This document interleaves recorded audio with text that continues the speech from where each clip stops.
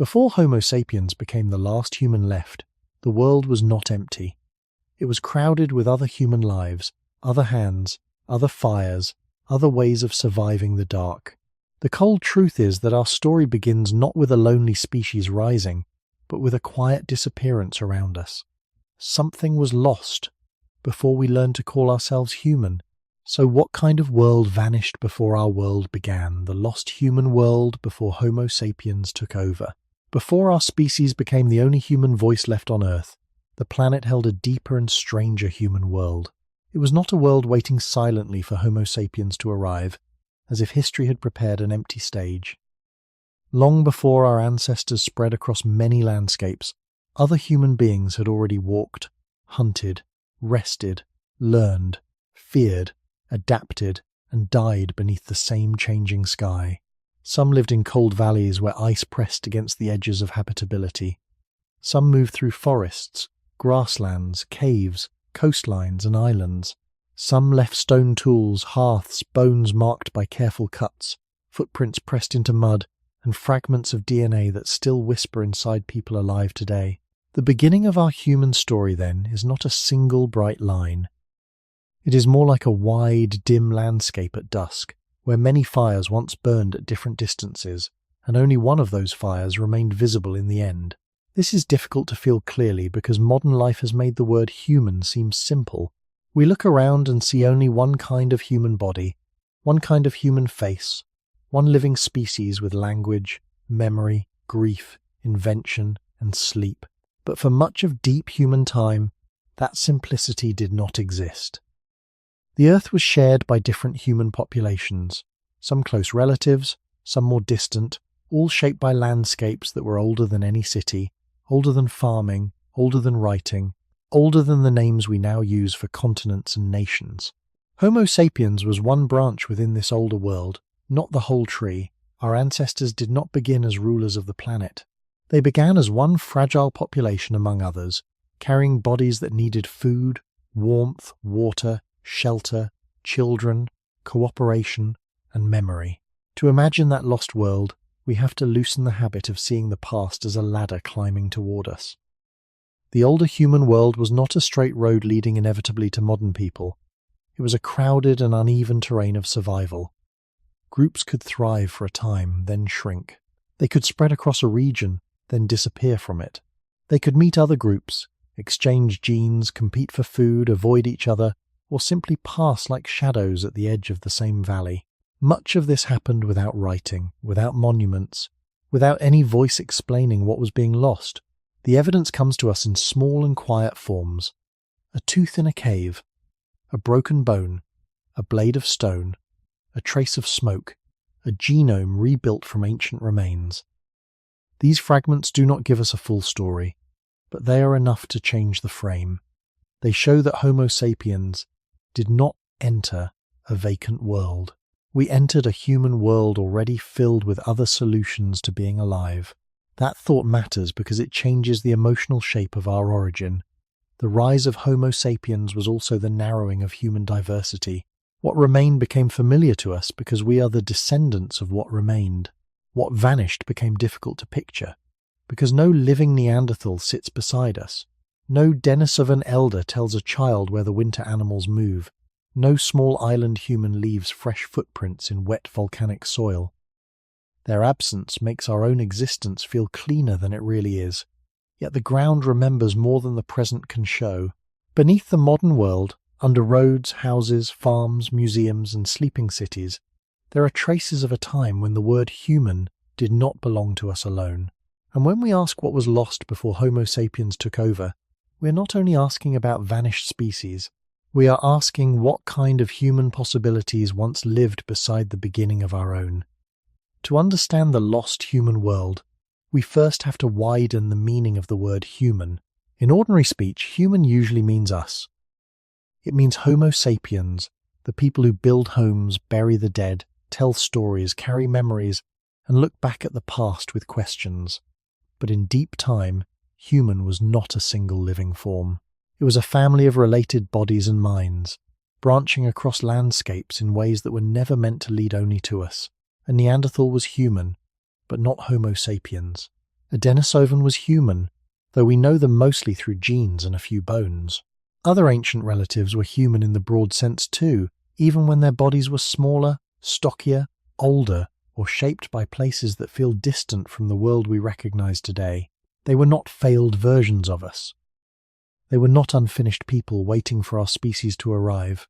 They were separate answers to the same ancient problem. How can a fragile body stay alive long enough to eat, sleep, raise children, remember danger, and pass knowledge forward? This is where the beginning of our own species becomes more honest and also more unsettling. Homo sapiens did not invent humanity from nothing. Our ancestors inherited a world already marked by other hands. Stone had already been struck into useful edges. Fire had already warmed bodies in cold places. Animals had already been tracked, butchered, shared, and remembered. Caves and open camps had already held the quiet pattern of repeated life. The first Homo sapiens were born into a larger story, one that had been unfolding for a very long time before our particular branch spread far beyond its early African roots. To call that older story a human world is not to claim that every human relative lived in the same way.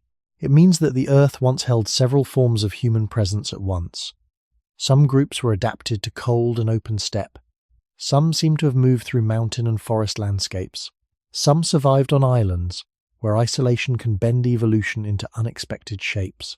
Some may have been separated by thousands of generations, while others met close enough to leave traces in the bodies of descendants.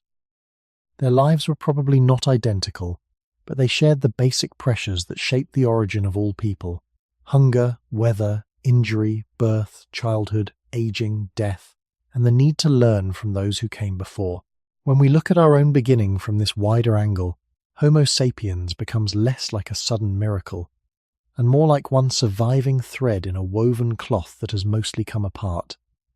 The cloth is difficult to reconstruct. There are gaps everywhere. The fossil record is uneven. A cave can preserve one fragment and lose 1,000 others. A climate can destroy bone but leave stone. A burial can keep a body safe, while an open campsite disappears under water, wind, roots, or time. Whole populations may have lived and vanished without leaving enough evidence for us to name them. That is why the lost human world feels both real and incomplete. It was not imaginary. It is written into skulls, teeth, tools, sediments, and DNA. Yet it does not return to us as a clear picture. It returns as scattered lights across a long night. What matters is that these lights show a pattern. Before Homo sapiens stood alone, the word human had more than one shape. It had different bones, different climates, different habits, different paths through survival. Our species emerged inside that variety, and later became the only visible heir of it. This makes our origin quieter, larger, and less certain than a simple tale of replacement. So when we ask what vanished before Homo sapiens took over, we are also asking how much of humanity once existed outside the narrow outline of ourselves today. The deeper we look into the beginning of our species, the more the old human world begins to feel like a place of missing rooms. We can stand in the present and see the house that survived, because we are living inside it. But around that house there were once other rooms, other doorways, other shelters against cold, hunger, darkness, and danger. Some were connected to us by close kinship. Some were farther away, shaped by older separations and different landscapes. Then, slowly, those rooms went silent. Their fires went out. Their children did not become separate peoples who could speak to us across time. Their tools remained, their bones sometimes remained, their genetic traces sometimes remained, but the living worlds themselves were gone. This is the first great mystery beneath the title. Not simply that Homo sapiens spread, but that the wider human world narrowed until only one human species was left. We should be careful with that thought, because it is easy to turn it into a clean story. A clean story would say that one species was smarter, stronger, more inventive, and therefore replaced the rest. But deep human history rarely gives us a story that simple. Climate shifted. Ice advanced and withdrew. Forests changed into open country, and open country changed again. Animal herds moved. Coastlines rose and fell. Small populations may have become trapped in difficult places, or separated from others, or reduced until a few bad seasons mattered too much. A group does not need to lose a single great battle to vanish. It can fade through low numbers, lost children, broken roots, hunger, illness, fewer mates, and changing land. It can also blend into another group, leaving descendants but losing its separate form. In this way, disappearance may not always mean total erasure. Sometimes it may mean that a people no longer exists as a separate branch, even while small pieces of them continue inside another lineage. That is part of why the lost human world is so strange. It was not only destroyed, it was partly absorbed, partly forgotten, partly buried, and partly preserved in ways no ancient person could have imagined. For Homo sapiens, the beginning was therefore not a simple rise into emptiness. It was a long movement through a world already inhabited by relatives who had their own histories. Our ancestors may have met them in valleys, along rivers, near caves, on migration routes, or across borderlands where one group's familiar world touched another's. Some meetings may have been tense, some may have been brief, some may have involved exchange, avoidance, curiosity, or family ties. We cannot turn these encounters into scenes too confidently, because the evidence does not allow that. Yet the existence of those encounters is written into the living body. Many people today carry small inherited traces from ancient human groups that were not Homo sapiens. This does not make modern people less human. It makes the word human deeper than it first appears. It means our own bodies are not sealed containers of one pure story. They are quiet archives of contact, survival, and loss. When we return to the origin of our species with this in mind, the emotional center changes. Homo sapiens did not merely take over a planet. Homo sapiens became the last visible survivor of a larger human experiment. The vanished groups were not background scenery. They were part of the world that made our rise possible to understand, because their absence defines the shape of what remained. If they had survived, the word human might feel different tonight. It might include other faces, other bodies, other memories, other ways of knowing a winter path or a hunted animal's trail. Instead, we inherit a world where the deepest human diversity has mostly become silence.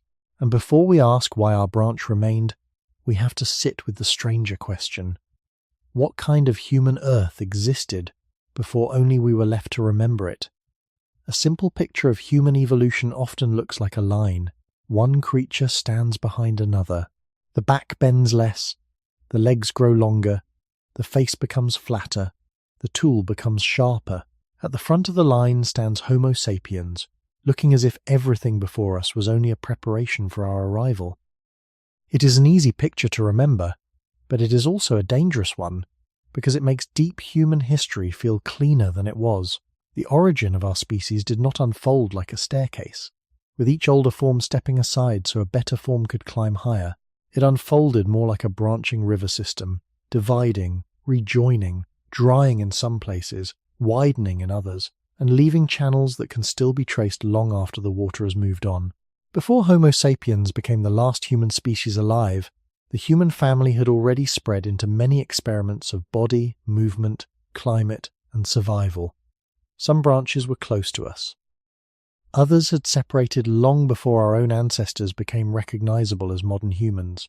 Some endured for a long time in difficult lands. Some may have existed in small numbers, leaving only a few bones or no bones we have found yet. This matters because the lost human world cannot be understood if we imagine the past as a straight path leading obediently toward us. A ladder has one direction, a tree has many. A ladder suggests that what came before was lower. A tree shows that many living forms can grow outward from shared roots, each one shaped by wind, soil, disease, weather, chance, and time. Homo sapiens was one branch on that tree. The branch survived, spread, and eventually became the only living human branch left. But survival does not mean the whole tree existed only for that branch. When we return to the beginning of Homo sapiens, we are returning to one small region of a much larger pattern. Our ancestors carried a particular body, a particular skull shape, a particular way of moving and learning, but they were not alone in carrying human inheritance. Neanderthals had their own deep ancestry. Denisovans had their own hidden reach. Older human groups had already crossed landscapes, adapted to climates, and passed knowledge through generations before our species expanded widely. The fossil record does not show a neat parade. It shows overlap, uncertainty, mixture, disappearance, and surprise. A skull from one place may look different from a skull of similar age somewhere else. A tool tradition may continue while bodies change. Genetic evidence may reveal meetings that bones alone could never have shown. One cave can hold a clue that changes the map. One tooth can tell us that a population existed where we did not expect it. This is why the older human world feels so different from the common image of progress. It was not a single road. It was a living field of related populations, each trying to solve the same basic problems in different places. How to find food, how to survive cold nights, how to protect children, how to remember water, how to read animals, how to heal enough to keep moving. The beginning of Homo sapiens belongs inside that field, not above it. Our species did not rise because nature had chosen one final shape for humanity from the start. Our species remained through a long and uneven history in which many other human shapes failed, blended, or disappeared. That does not make them mistakes. It makes them evidence that being human was once wider than the body we see in the mirror. The lost human world begins to appear only when the ladder breaks. Then we can see the branching shadows behind us, not as crude steps beneath our feet, but as relatives who shared the ancient burden of living before history had words. And once the past is seen as a tree instead of a staircase, the question becomes quieter and harder. Why did so many branches go dark while ours kept growing? If the human family was a tree, then many of its branches grew at the same time. Some were close enough to touch one another across the same broad region. Others were separated by mountains, deserts, forests, ice, water, or simply by the slow distance of generations. A branch could begin in one landscape, move into another, change through time, and become difficult for us to name from the few remains that survived. Another branch could continue for thousands of years without leaving many fossils at all. This is why the lost human world before Homo sapiens took over should not be imagined as a neat map filled with clear borders. It was more like a shifting weather system of populations. Groups expanded when climates allowed movement. They withdrew when cold, drought, or changing animals made a place harder to live in.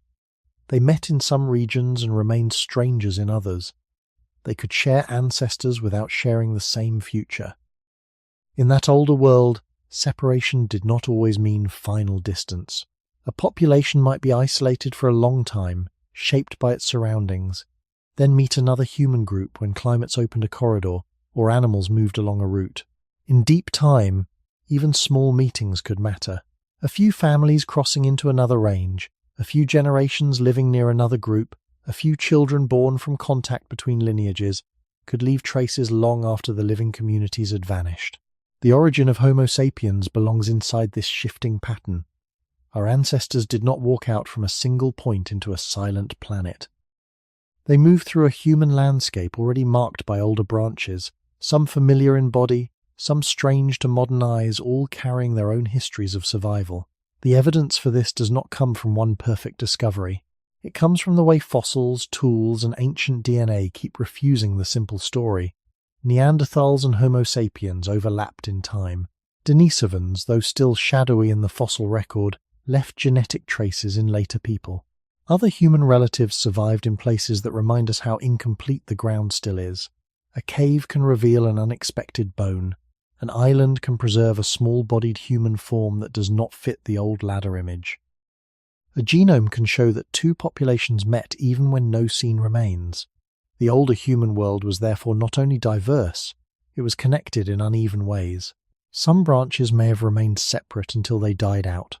Some may have blended partly into others. Some may have disappeared so quietly that we only notice them through a gap in the pattern, like a missing sound after waking. This makes the beginning of our species feel less like a clean replacement and more like a long disturbance moving through an already living field.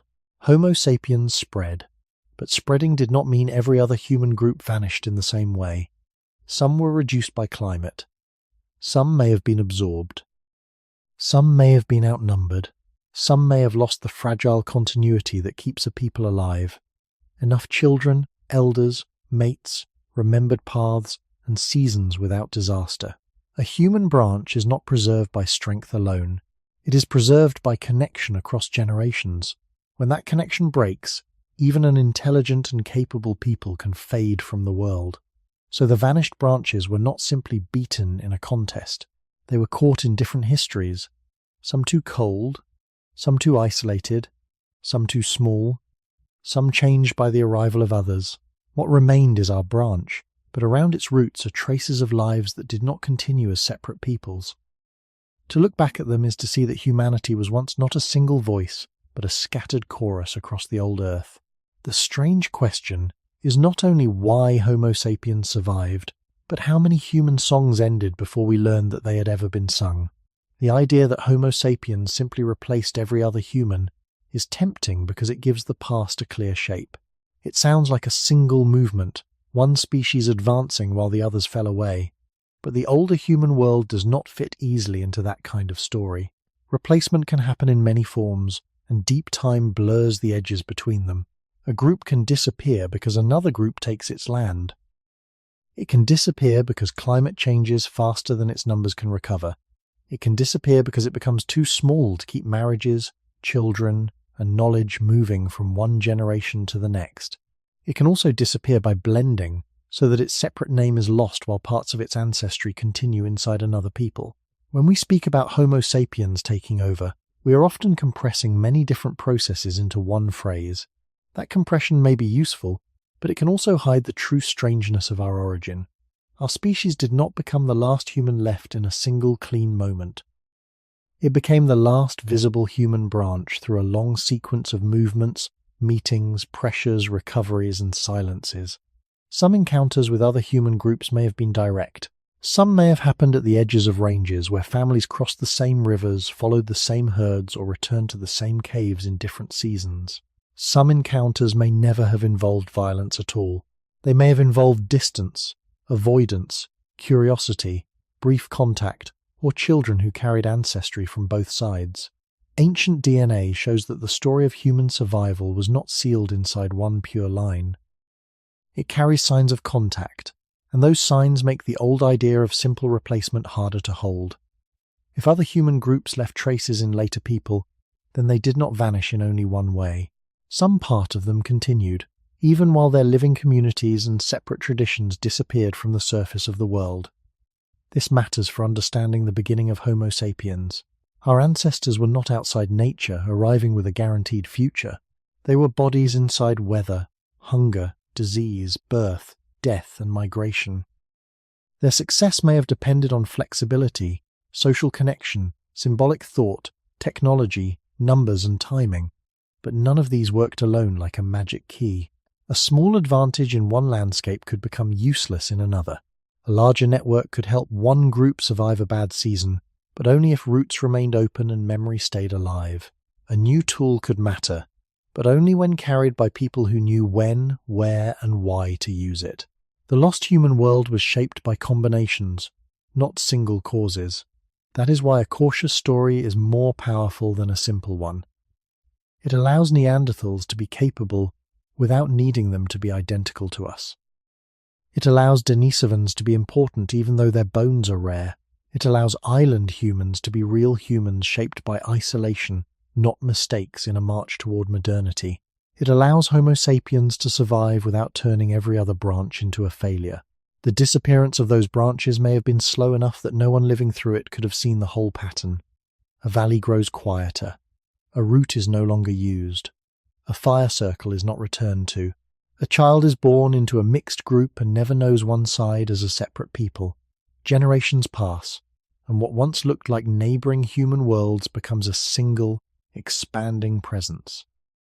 From the present, we see the outcome and mistake it for destiny. But from the beginning, nothing about Homo sapiens made the future certain. The planet could have held more than one humankind for much longer. It could have preserved other faces beside ours. Instead, the old diversity narrowed, leaving us with a mirror that shows only one surviving shape. The simple replacement story says that Homo sapiens won. The quieter evidence suggests something deeper. A world of many humans changed so completely that only one branch remained able to tell the story. A body is never made by the body alone. It is made by the ground beneath it, the weather around it, the food it can reach, the distance it must walk, and the dangers that return each season. In the lost human world before Homo sapiens took over, different human groups did not live under one simple sky. They were scattered across cold plains, wooded valleys, high ridges, river corridors, coastlines, islands, caves, and dry open land. Each place pressed on the body in its own way. Cold favoured bodies that could hold heat and endure long winters. Open grasslands favoured movement, watching, tracking, and the ability to follow animals across distance. Forests demanded another kind of attention, closer to sound, shade, broken sightlines, hidden food, and changing paths. Islands could shrink resources and separate small populations from the wider world. High places could test breath, blood, and endurance. None of these landscapes created a perfect human. They created different compromises. This matters because the beginning of Homo sapiens was not the beginning of adaptation itself. Long before our species spread widely, other human relatives had already been shaped by the heavy hand of place. Their bones were not random. Their tools were not floating inventions without context. Their ways of living were answers to landscapes that asked difficult questions every day. How to keep warm, where to find meat or plants, how far to move, when to stay, when to leave, how to protect a child through another night.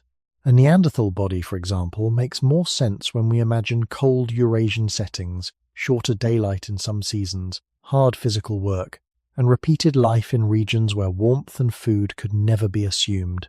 A small island human makes more sense when we remember that islands often change the scale of animals and bodies over long isolation.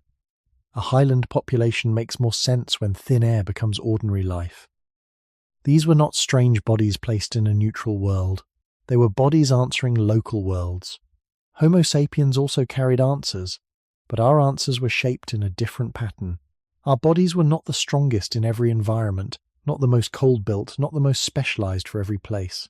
What seems to have mattered was a kind of flexibility, the ability to move through many habitats, to carry knowledge between them, to change tools, to widen social ties, to learn from memory beyond one valley or one season. But even flexibility belongs to environment. It grows from pressure, movement, uncertainty, and contact. The origin of our species, then, should not be pictured as a single superior design appearing above all others. It was one ecological path among many, and that path became powerful when the world itself kept changing. Climate did not stay still for ancient humans. Ice expanded and retreated. Rivers shifted. Forests opened and closed. Animals moved with rainfall, cold, and grass. Sea levels changed the edges of continents and islands. A human group adapted too narrowly to one stable world could suffer when that world came undone. A group with wider roots, wider diets, or wider networks could sometimes endure the breaking. This does not mean Homo sapiens always knew more, or that other humans knew less. It means survival can depend on matching the right body and the right behavior to the right moment.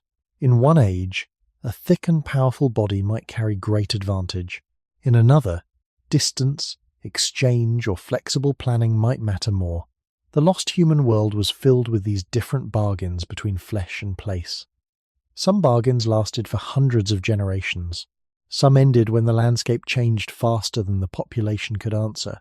When we look back from the present, with only one human species alive, we may forget that our own shape is only one record of the Earth's pressure. Other human bodies once recorded other pressures. They carried climates in their bones, roots in their joints, hunger in their teeth, and adaptation in the quiet proportions of skull, limb, chest, and hand. To ask what vanished before Homo sapiens took over is therefore to ask not only which peoples disappeared, but which environments lost their human reflections. When we speak of different human bodies before Homo sapiens took over, we are not speaking about monsters, half-formed beings, or crude shadows beneath us. We are speaking about relatives whose bodies carried different answers to being alive. Neanderthals are the clearest example because their bones have been found in enough places for us to see a pattern. They tended to have strong, compact bodies, broad chests, powerful limbs, and faces shaped in ways that were not the same as ours. These features did not make them less human. They made them suited to the heavy physical demands and cold landscapes where many of them lived for a very long time. A body like that suggests strength, endurance, close-range work, and a life where food, warmth, injury, and weather press directly on survival. Their world asked the body to spend energy, absorb cold, move over difficult ground, hunt dangerous animals, recover from wounds, and remain close to a group through seasons that could punish isolation. Denisovans are harder to picture. Their story reaches us through far fewer bones, yet their genetic traces show that they mattered far more than the small fossil record once suggested. We do not have a full Denisovan face looking back at us with the clarity of a museum reconstruction. We have a finger bone, teeth, fragments, and genomes that open a hidden landscape. That absence is part of the mystery. It reminds us that the lost human world was not only made of what has been found, it was also made of populations that lived widely enough to leave descendants, but lightly enough in the ground that their bodies almost vanished from sight.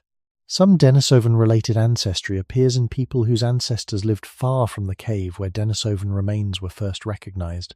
That means their world, or at least their connections, may have stretched across regions we still cannot fully map. The beginning of Homo sapiens sits beside this uncertainty.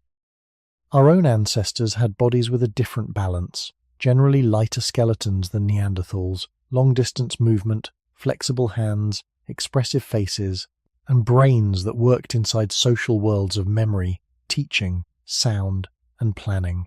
But it would be misleading to say that one body was simply better than another. Better for what? Better for a glacial valley? Better for a tropical coastline? Better for an island with limited animals? Better for a world changing faster than old habits could follow? Every body carries a price. A powerful body needs energy. A lighter body may travel efficiently but may not hold cold the same way. A large brain is costly and depends on food, childhood care, and social stability. Other ancient humans show how local these bargains could become.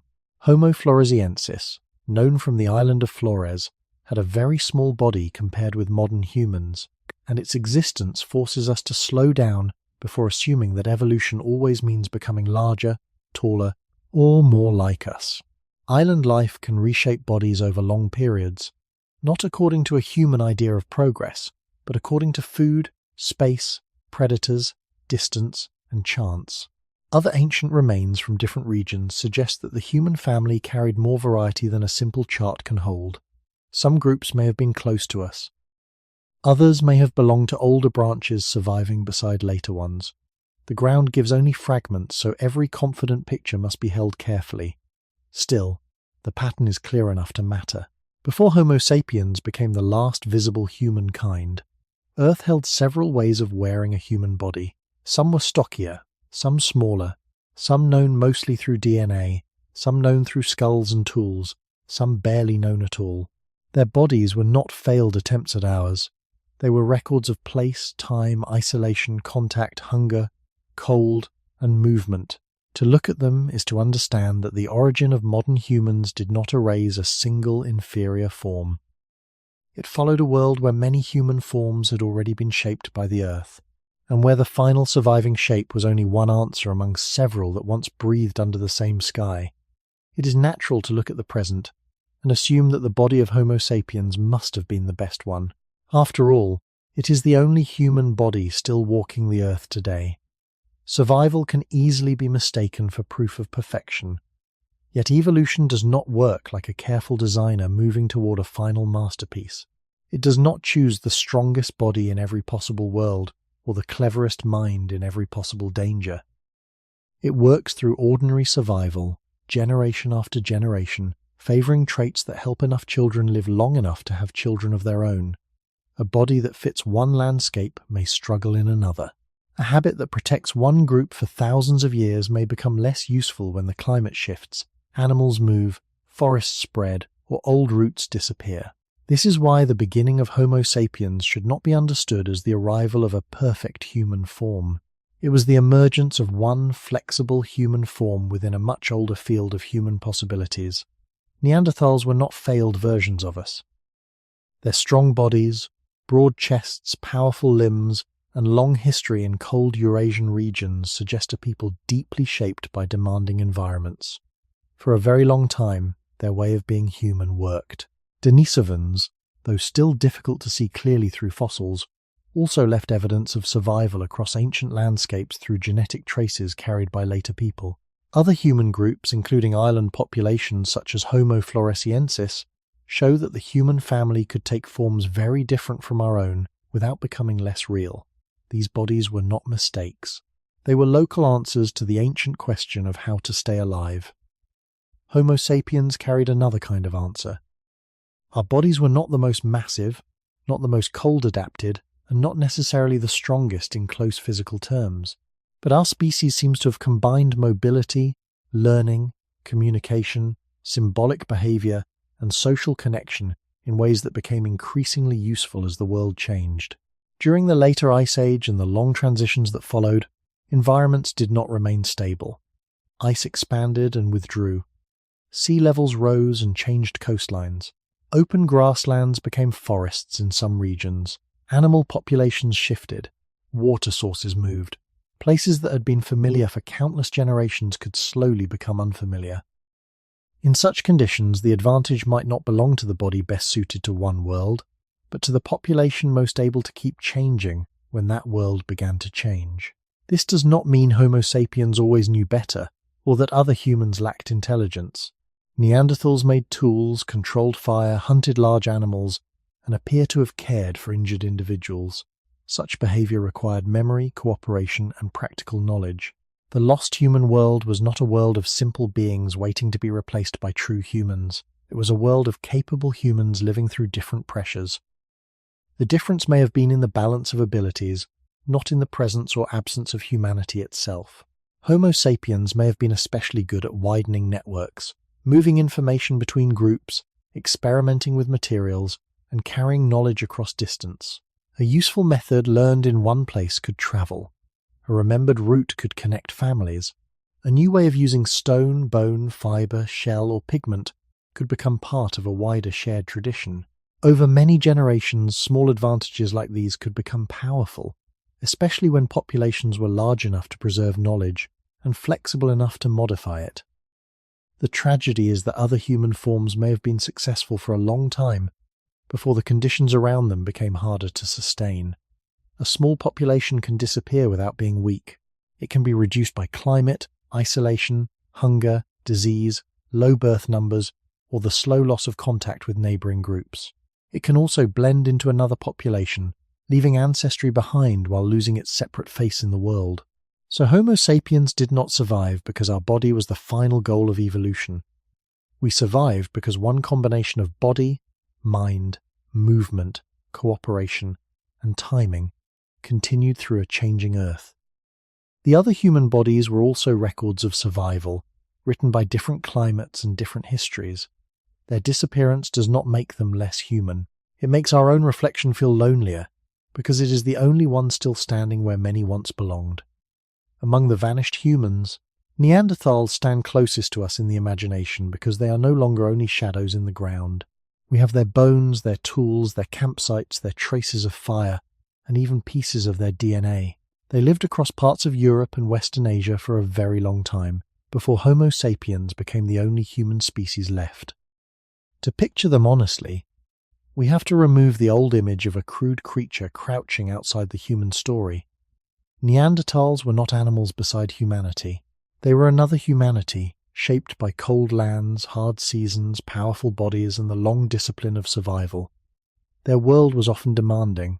In many regions, they lived near the edge of Ice Age environments, where warmth was uncertain, food could not be taken for granted, and the land itself could change across generations. A human body in such a place had to answer to cold air, heavy movement, dangerous prey, injury, hunger, and the need to stay close to others. Their broad, strong skeletons make more sense in that setting. Their bodies suggest a life of repeated physical strain, not a life of weakness or stupidity. They had to hunt, carry, cut, scrape, build, move, remember, and endure. When we look at Neanderthals this way, they become one of the clearest windows into the lost human world before Homo sapiens took over. They show that other human branches were not brief mistakes. They were long-lasting populations with their own deep roots. For hundreds of thousands of years, Neanderthals survived landscapes that would have been difficult for any human. They knew where animals moved. They understood stone well enough to shape it into useful tools. They used fire, returned to places, processed animal bodies, and lived in groups where knowledge had to pass from one generation to the next. A tool is never only a tool. It is a memory held in the hand. It means someone learned where to find the right stone, how to strike it, how to hold it, how to use it on hide, meat, wood, or bone, and how to teach the gesture again. In a world without writing, such knowledge lives only if people carry it carefully through time. Neanderthals did that. Their survival was not a short accident. It was a long human achievement. The beginning of Homo sapiens must be placed beside this fact. When our ancestors later moved into regions where Neanderthals had lived, they were not entering empty caves and unused valleys. They were entering landscapes already known by another humankind. The rivers, cliffs, animal trails, shelters, and stone sources had histories before Homo sapiens arrived there. Some of those histories belonged to Neanderthal communities who had faced winter after winter under skies our ancestors had not yet reached. This makes the later meeting between Homo sapiens and Neanderthals more profound. It was not simply modern humans encountering primitive beings. It was one human branch encountering another branch that had already mastered a different version of life. The mystery is sharpened by their disappearance. A people capable of surviving so long did not vanish because they were obviously unfit. Their end must be understood carefully, with room for climate pressure, small population size, competition, contact, interbreeding, and chance. But before asking why they disappeared, we first have to let them stand fully as humans of their own world. They were not waiting for us to replace them. They had their own nights, their own injuries, their own children, their own familiar places, their own ways of enduring cold and darkness. Their story reminds us that the lost human world was not empty or simple. It was inhabited by beings close enough to leave traces inside some of us, yet distant enough that their thoughts are now unreachable. Neanderthals remain near us and far from us at the same time. They are relatives in bone and blood, but strangers in voice. And in that quiet distance, we begin to feel what it means for Homo sapiens to be the last human left. The traces Neanderthals left behind are quiet, but they are not empty. A stone tool, a burned hearth, a broken animal bone, or the skeleton of an injured individual cannot give us a spoken memory. Yet each one opens a small window into a life that had order, skill, and repetition. For a long time, people imagined Neanderthals as rough beings who survived by force alone. The evidence now asks for a slower and more careful picture. Their stone tools were not random sharp rocks. They were shaped through learned techniques, often with planning before the first strike was made. To make a useful tool, someone had to recognize suitable stone, understand how it would break, prepare the core, control the angle of impact, and remember the sequence well enough to repeat it. Such work belongs to a mind that can connect past experience with future need. It also belongs to a group, because skills this complex do not survive long unless they are taught, watched, corrected, and passed on. Fire gives another glimpse into their world. A hearth is more than heat. It is a center of repeated return. Around fire, meat can be cooked or warmed, hides can be worked, bodies can rest, and darkness can be held away for a little while. In cold regions, fire may have meant the difference between a dangerous night and a survivable one. It also made a place socially important. A group gathered near warmth is not just avoiding cold, it is sharing time. It is listening, watching, learning, and remaining together through the hours when the outside world becomes harder to read. Animal bones found at Neanderthal sites show cut marks, breakage patterns, and signs of butchery that suggest organized use of carcasses. These were humans who understood animal bodies, not only as prey, but as sources of meat, marrow, hide, sinew, and possibly tools or coverings. Hunting large animals in Ice Age landscapes would have required courage, coordination, and knowledge of terrain. It would also have brought injury. Neanderthal skeletons often show signs of hard lives. Healed fractures, worn joints, damaged teeth, and bodies that endured strain. Yet some individuals lived after serious injuries, which suggests that others may have helped them survive. Care is difficult to prove in every case, and we should not turn evidence into sentimental certainty. But when an injured body lives long enough for bones to heal, it raises a human question. Who brought food? Who stayed close? Who allowed a wounded person to remain part of the group instead of being left behind? These questions matter because they move Neanderthals out of the old image of brute survival and into the deeper world of social dependence. No human lineage survives only through strength. It survives through relationships. Children need long care. Injured adults need tolerance. Knowledge needs teachers. Winter needs cooperation. The beginning of Homo sapiens unfolded beside this wider truth. Other human beings also carried the burden of shared life. Some Neanderthal sites have suggested possible symbolic behavior, use of pigments, selected objects, or treatment of the dead, though such evidence is often debated and must be described carefully. Even without forcing strong conclusions, the pattern is still powerful. Neanderthals were not mute pieces of nature. They altered materials, returned to places, managed fire, processed animals, cared for bodies, and lived through repeated seasons with learned skill. Their world had structure. Their hands knew tasks. Their eyes knew landscapes. Their groups carried memory, even if that memory never became writing. This makes their disappearance harder to reduce to a simple story. A people who could do all this were not waiting passively for Homo sapiens to arrive. They were already human in the demanding, practical sense of the word. They knew how to stay alive in places where life was never generous. They made choices with the evidence available to them. They endured pain, cold, hunger, and uncertainty, as our own ancestors did. When we look at their tools and hearths, we are not looking at the beginning of civilization, but at something older and more fragile. The daily intelligence required to keep a human group alive before farms, before cities, before written names, before any species knew it might one day be the last human on Earth. The disappearance of Neanderthals is one of the quietest mysteries in the human story because it does not look like a single door closing. It looks more like many small lights going out across a vast and changing landscape. For a long time, people wanted one clear reason. Perhaps Homo sapiens arrived and defeated them. Perhaps the climate destroyed them.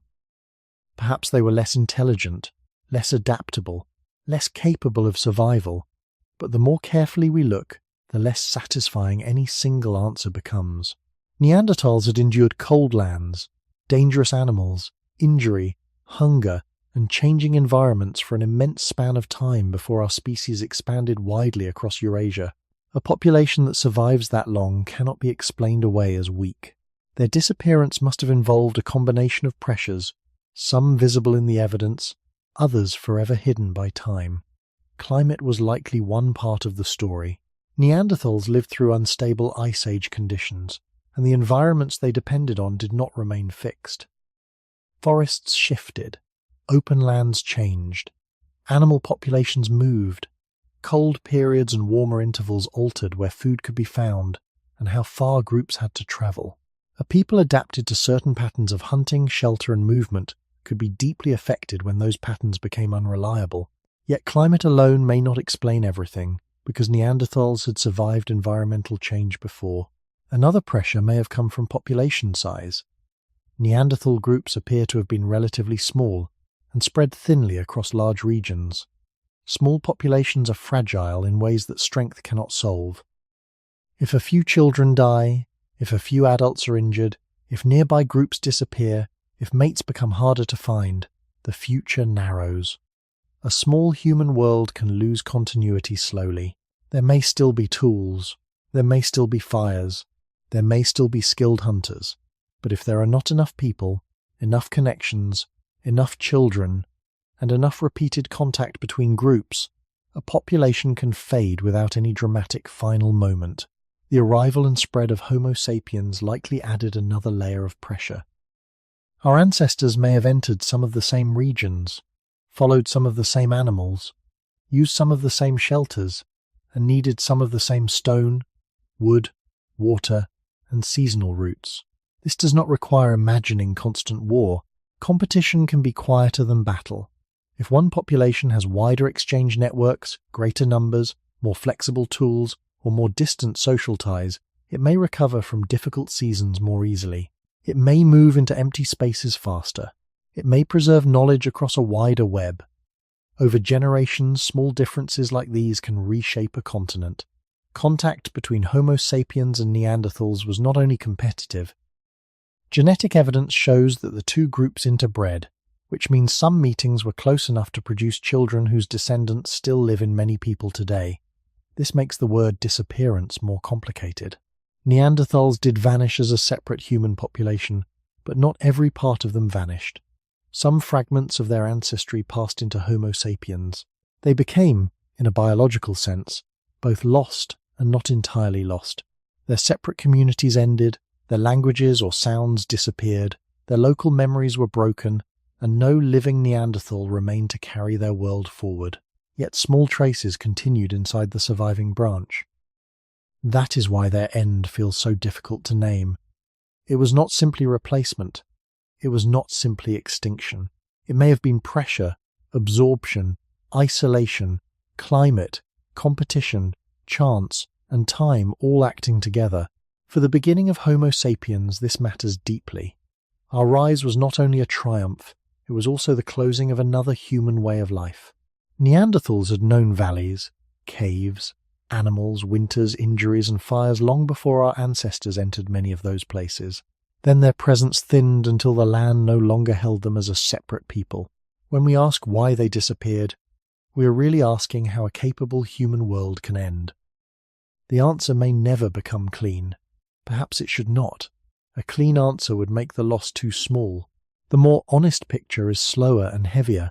A strong human branch, tested by climate, limited by numbers, touched by contact, partly absorbed into us, and finally absent from the earth it had understood for so long. Denisovans are among the most mysterious humans in the lost world before Homo sapiens took over, because they entered modern knowledge almost like a shadow discovered by its echo. Neanderthals left many bones, many tools, and many places where their presence can be followed across the ground. Denisovans did not appear to us in the same way. For a long time they were not known through a complete skull, a clear face, or a long row of skeletons. They were recognized through small fragments and ancient DNA, as if the earth had kept only a few syllables from a much longer human sentence. This makes them powerful for the story of our origin, because they remind us that the lost human world was larger than the fossil record can easily show. A population can live, move, meet others, have children, adapt to mountains, forests, plateaus, and cold or high places, and still leave very little for future eyes to find. Bone is fragile. Caves preserve unevenly. Soil destroys. Water carries evidence away. Whole communities may vanish from the ground while their ancestry continues quietly in living people. Denisovans show this strange split more clearly than almost any other ancient human group. Nearly invisible in bones, yet deeply real in genetics. The first recognized Denisovan remains came from Denisova Cave in Siberia, a place that became famous not because it offered a complete picture, but because tiny remains contained enough genetic information to reveal another human population. A small bone, a tooth, a fragment became a doorway. Behind that doorway was not one individual alone, but a wider human presence that had once shared the earth with Neanderthals and Homo sapiens. Later genetic evidence suggested that Denisovan-related ancestry survived in some modern populations, especially in parts of Asia and Oceania. That does not mean we can draw their full map with confidence. It means their story once reached far beyond the few physical remains we have found. They may have lived across broad regions, or their ancestry may have moved through contacts between groups over long periods. Either way, they force us to admit that ancient humanity was not only what archaeology has already uncovered, it was also what remains hidden in places not yet excavated, in bones not preserved, and in genomes that carry traces of meetings no one recorded. In the beginning of Homo sapiens, this matters because our ancestors were not moving through a world with only one other neighbour.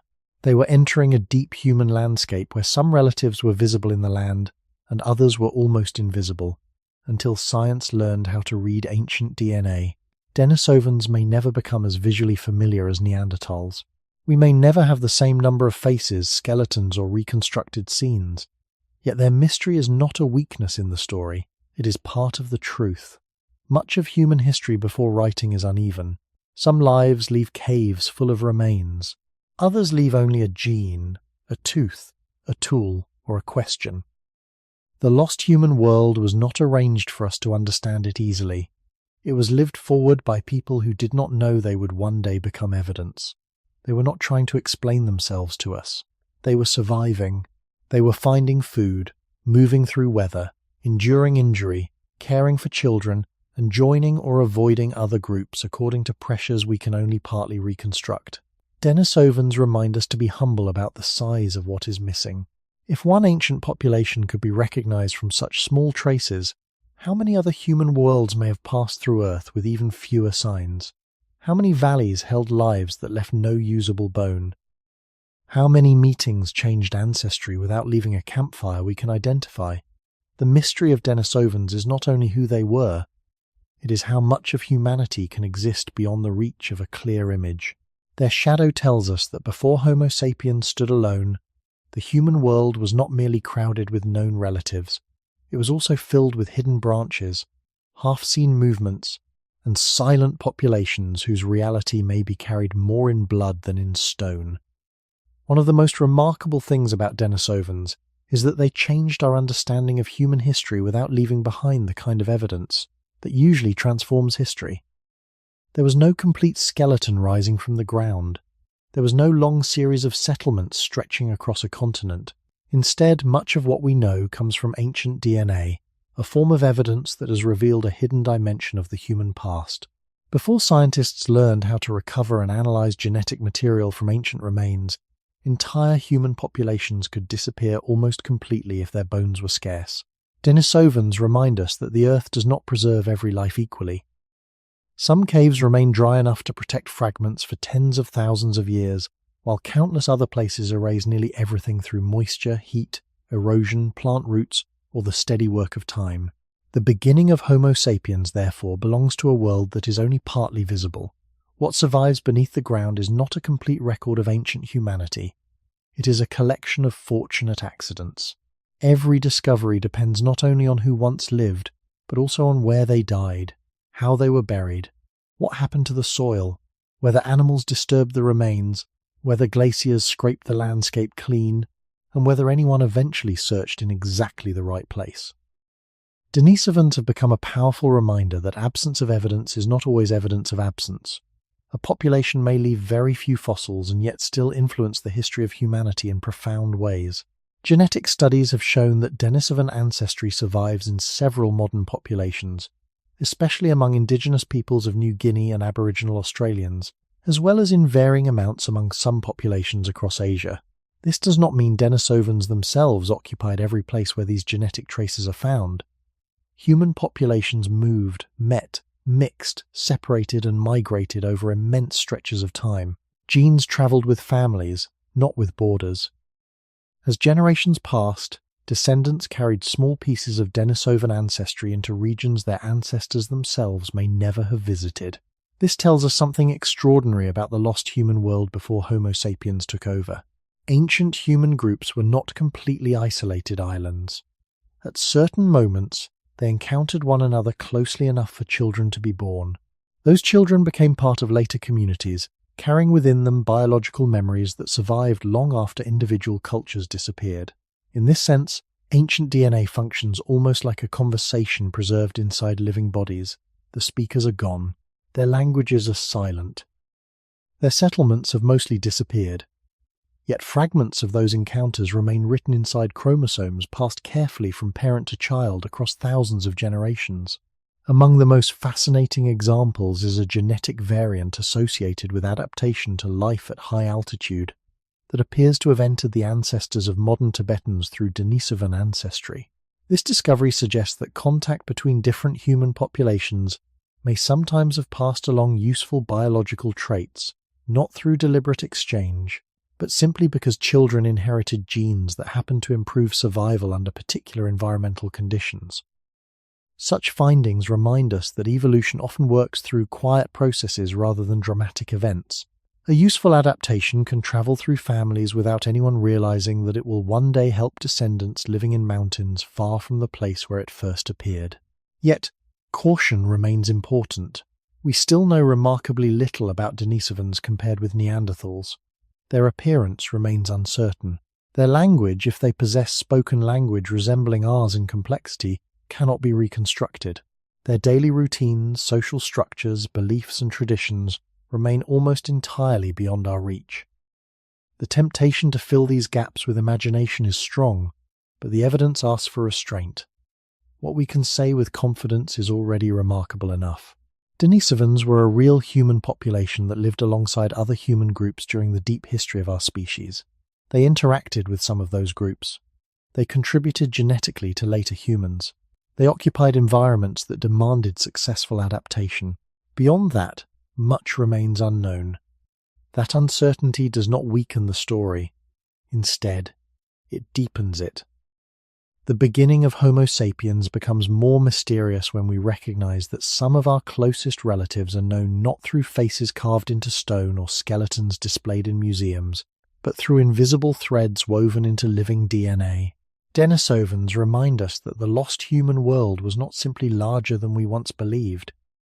It was also quieter, more fragmented and more elusive, leaving behind enough evidence to prove it existed while withholding enough to ensure that much of it will always remain just beyond the edge of certainty. The story of Denisovans leaves us with an unusual feeling because it forces us to accept that an entire human world can exist without ever becoming fully visible. Most of us imagine the past through things we can see. We picture skulls displayed in museums, stone tools arranged in glass cases, cave paintings illuminated by careful lights, or reconstructed faces looking quietly across thousands of years. Denisovans resist that instinct. They remind us that the human past is not always preserved as images. Sometimes it survives only as patterns hidden inside living bodies. Sometimes an ancient people becomes visible only because science learns a new way of asking old questions. Before ancient DNA could be recovered, Denisovans were effectively invisible to history. They had lived, adapted, raised children, crossed landscapes, and eventually disappeared without leaving enough traditional evidence for anyone to recognize them as a separate human population. Their existence teaches something important about the beginning of Homo sapiens. Our ancestors did not inherit a complete human world. They inherited the final stages of a world that was already changing, already losing branches, already becoming quieter than it had once been. Somewhere across Asia, Denisovan communities lived through seasons that no written memory would ever describe. Children learned from parents. Hunters followed familiar routes. Fires burned at the entrance of shelters while cold winds passed outside. Elders carried knowledge of places where water remained during dry years or where animals returned with changing weather. None of those memories survived in spoken form. Every story they ever told disappeared with the people who could remember it, yet the people themselves were not entirely erased.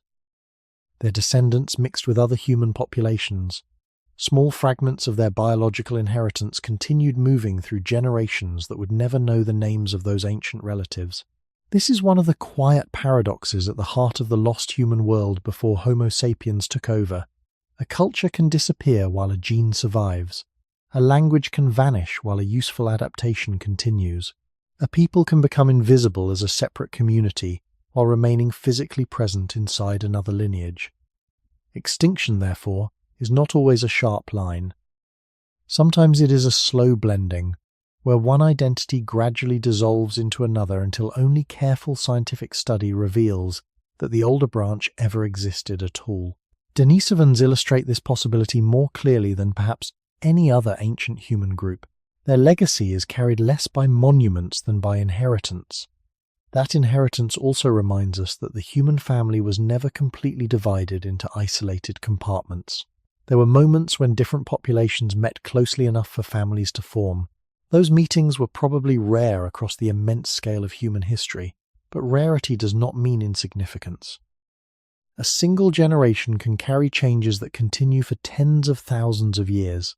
Every child born from such contact became a bridge between worlds that would otherwise seem entirely separate today. Looking back from the present, It is tempting to imagine Homo sapiens as the inevitable destination of evolution. Denisovans quietly challenge that assumption.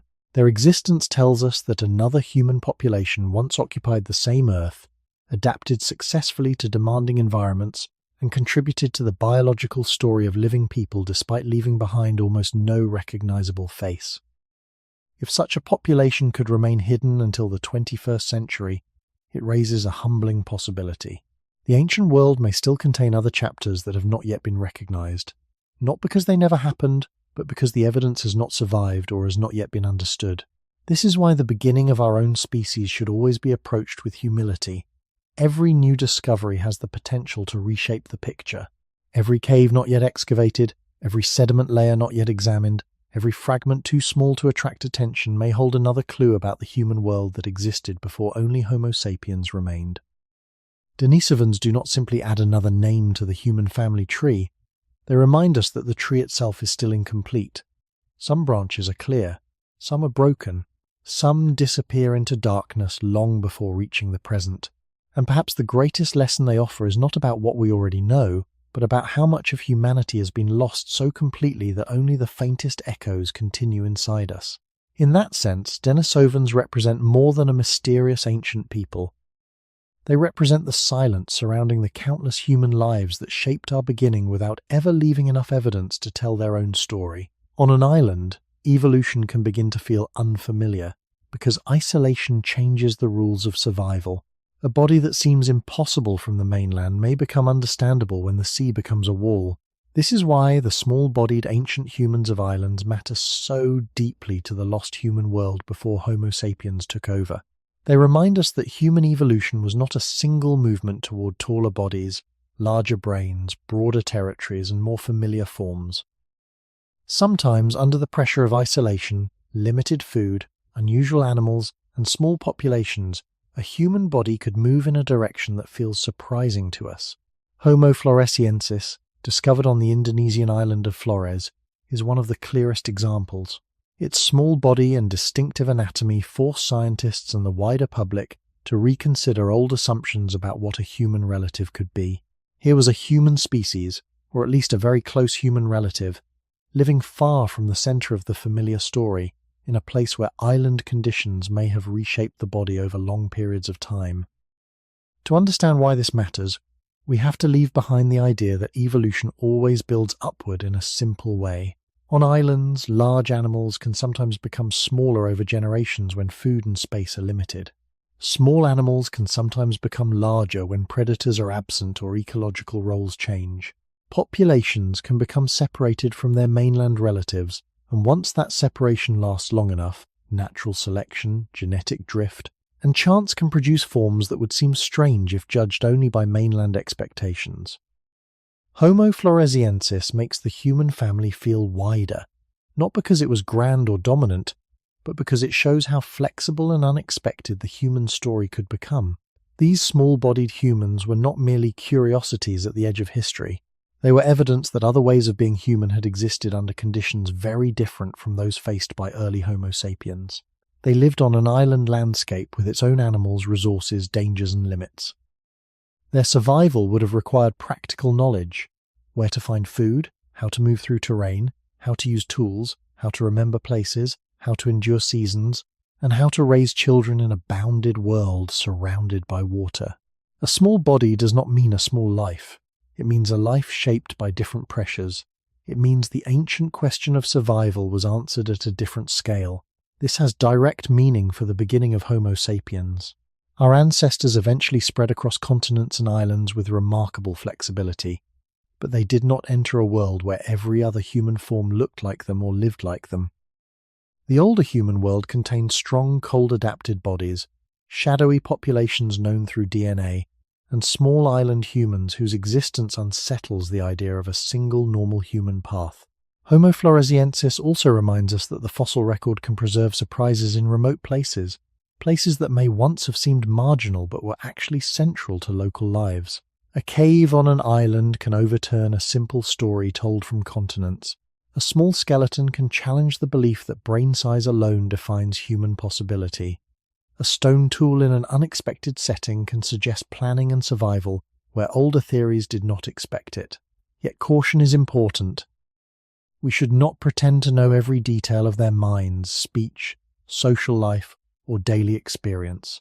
The evidence is limited, and some questions remain debated, but the broad lesson is clear.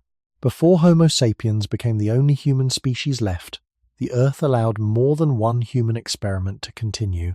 Some were physically powerful, some were genetically elusive, some were small, isolated, and adapted to islands. Their differences were not errors in a march toward us. They were signs that humanity in the broad evolutionary sense once had many shapes. When the sea cut off an island, it did not cut off meaning. It created another human world, quieter and smaller perhaps, but still real. And when that world disappeared, the loss was not only the loss of a species, it was the loss of one more answer to what a human life could become under the patient pressure of place. The islands of the ancient world were more than pieces of land surrounded by water. For countless generations, they were natural laboratories of evolution, places where distance quietly reshaped life. A stretch of sea that seems small on a modern map could have been an almost impossible barrier for ancient populations. Once a small group became isolated for long enough, every generation lived within a more limited circle of landscapes, animals, plants, and possible mates. The beginning of Homo sapiens unfolded across continents connected by movement, but many island populations experienced a different rhythm. Their world was bounded by coastlines that could not easily be crossed, and that isolation slowly influenced both biology and daily life. Evolution in such places often follows paths that seem unexpected when viewed from the mainland. Limited food resources may favor smaller bodies because smaller bodies require less energy to survive. Predators may be fewer, changing the pressures that shape behavior. Large animals sometimes become smaller over many generations, while smaller species may grow larger when ecological roles shift. These patterns have been observed in many island ecosystems, and they remind us that nature does not move toward a single ideal form. It responds to local conditions with remarkable flexibility. Homo floresiensis appears to have been part of that broader pattern. Although many details remain under active scientific discussion, the evidence strongly suggests that this small-bodied human lineage lived successfully on Flores for a long period of time. Success, in evolutionary terms, should not be measured by body size. It should be measured by continuity across generations. A population that survives for thousands of years has already solved the practical problems of its environment. Every sunrise demanded food. Every rainy season demanded shelter. Every child demanded care. Every injury demanded recovery. The people of Flores met those demands in ways that worked for their island world. They manufactured stone tools, navigated familiar landscapes, recognized useful plants and animals, and carried knowledge through repeated generations. Those achievements become even more impressive when we remember how restricted their environment may have been. On a continent, one failed hunting season might be answered by moving farther away. On an island, opportunities could be much more limited. Every decision carried greater weight because there were fewer alternatives. The lost human world before Homo sapiens took over therefore included not only different bodies, but also different scales of existence. Continental populations often interacted across broad regions, while island populations may have depended on far smaller territories. Their mental maps of the world were different. Their seasonal movements were different. Their experience of distance itself was different. For them, the sea was not simply water. It was a boundary separating one human history from another. This makes the survival of isolated human groups especially remarkable. They endured despite limited resources, changing climates, volcanic activity, and the constant uncertainties faced by small populations. At the same time, isolation brought risks. Small populations are especially vulnerable to sudden changes. A prolonged drought, a volcanic eruption, disease, or even a sequence of poor harvests from natural food sources could affect every family at once. Genetic diversity also becomes more limited when populations remain small for many generations.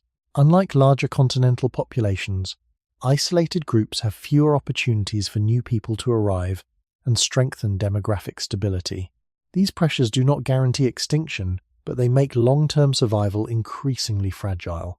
Homo sapiens eventually reached many islands as well, carrying with them different technologies, wider social networks, and connections extending far beyond any single coastline. Yet even then, the existence of earlier island humans reminds us that successful human life had already flourished there under very different conditions.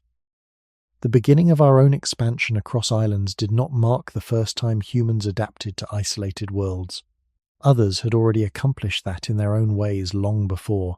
Their bodies, their habits, and their daily routines reflected generations of learning that belonged specifically to island life. Today, those communities are silent, and only scattered fossils, stone tools, and archaeological sites remain to hint at their existence. Still, their legacy changes the way we understand ourselves. Homo sapiens did not inherit a world waiting for the first truly adaptable humans to arrive. We inherited a planet where adaptation had already taken many forms. Some unfolded across frozen plains, others unfolded in mountain valleys, others unfolded in forests, deserts, and coastlines. And on remote islands surrounded by endless water, humanity discovered yet another way to survive, proving that the lost human world was not only broader than ours, but far more inventive than we once imagined. The small humans of islands disturb one of the oldest habits in how we imagine evolution. We often picture life moving toward greater size, greater power, greater intelligence, and finally toward the shape of Homo sapiens. But island humans show that the human story did not obey that simple direction. A small body on an isolated island was not a step backward. It was a response to a different world. If food was limited, if territory was narrow, if large predators were absent or different, if generations lived within the same bounded landscape, then a smaller body could become not a weakness, but an efficient way to endure. This is why Homo floresiensis matters so much to the lost human world before Homo sapiens took over. It reminds us that survival does not always look impressive from the outside. Sometimes survival is quiet, compact, local, and adapted to limits that larger bodies might not handle as well. The existence of such humans makes the word human more spacious. It tells us that being human was not only about tall bodies crossing continents, large groups expanding across open land, or one species spreading until all others disappeared. Being human could also mean living on an island, knowing a smaller world deeply, and passing practical knowledge through generations within a landscape surrounded by sea. Those lives were not less meaningful because their world was smaller. In some ways, a bounded world may have made knowledge even more intimate. Every cave, stream, slope, animal path, shoreline, and season may have mattered. A small island population could not treat the land as endless. It had to understand its limits. It had to live within them. That is a different kind of intelligence from expansion, but not an absence of intelligence. It is the intelligence of remaining. The beginning of Homo sapiens becomes more complicated when placed beside this fact. Our ancestors eventually became extraordinary movers across the planet, but movement was not the only human solution. Some human relatives survived by staying within narrow worlds and becoming deeply fitted to them. Their success challenges the idea that Homo sapiens took over because all other forms were obviously inferior. A lineage can be successful for a very long time without becoming global. A people can be adapted without leaving a vast mark. A human world can matter even if it existed on one island, in one chain of caves, around one set of animals and coastlines. The fossil record often favours what is found, not what was most important to those who lived. So a small bone from a remote island can carry a large lesson. It tells us that the human family was capable of directions we would not have predicted if we had only looked at ourselves. It also tells us that disappearance can erase not only bodies, but entire ways of relating to place. When island humans vanished, what disappeared was not just a population. A map disappeared. A memory of local food disappeared. A knowledge of seasons disappeared. The way a child learned the sound of night animals, the shape of safe paths, the danger of certain slopes, the timing of rain, the use of stone and shelter in that island world, all of that vanished with the community that carried it. Homo sapiens did not simply replace another body type. Our species entered a world where other forms of human knowledge had already grown in places we barely understand. Some of those forms may have ended before direct contact with us. Some may have been affected by environmental change. Some may have been vulnerable because small populations have little room for disaster. The exact causes remain uncertain, and they should remain uncertain where the evidence is limited. But the lesson is steady. The old human world was not a straight contest to see which species could become most like us. It was a broad collection of experiments in survival, shaped by cold plains, hidden caves, high mountains, forests, coastlines, and islands. Homo floresiensis and other island humans make that collection harder to simplify. They show that humanity once included paths that did not lead to modern people, but still led to real lives. And when those paths ended, the Earth lost more than another branch of evolution. It lost a form of human possibility that had once learned how to live within a small world completely enough to call it home. Archaeology begins where voices have disappeared. For the lost human world before Homo sapiens took over, this is both the gift and the sorrow of the evidence. No Neanderthal story was written down. No Denisovan memory was carved into a text we can read.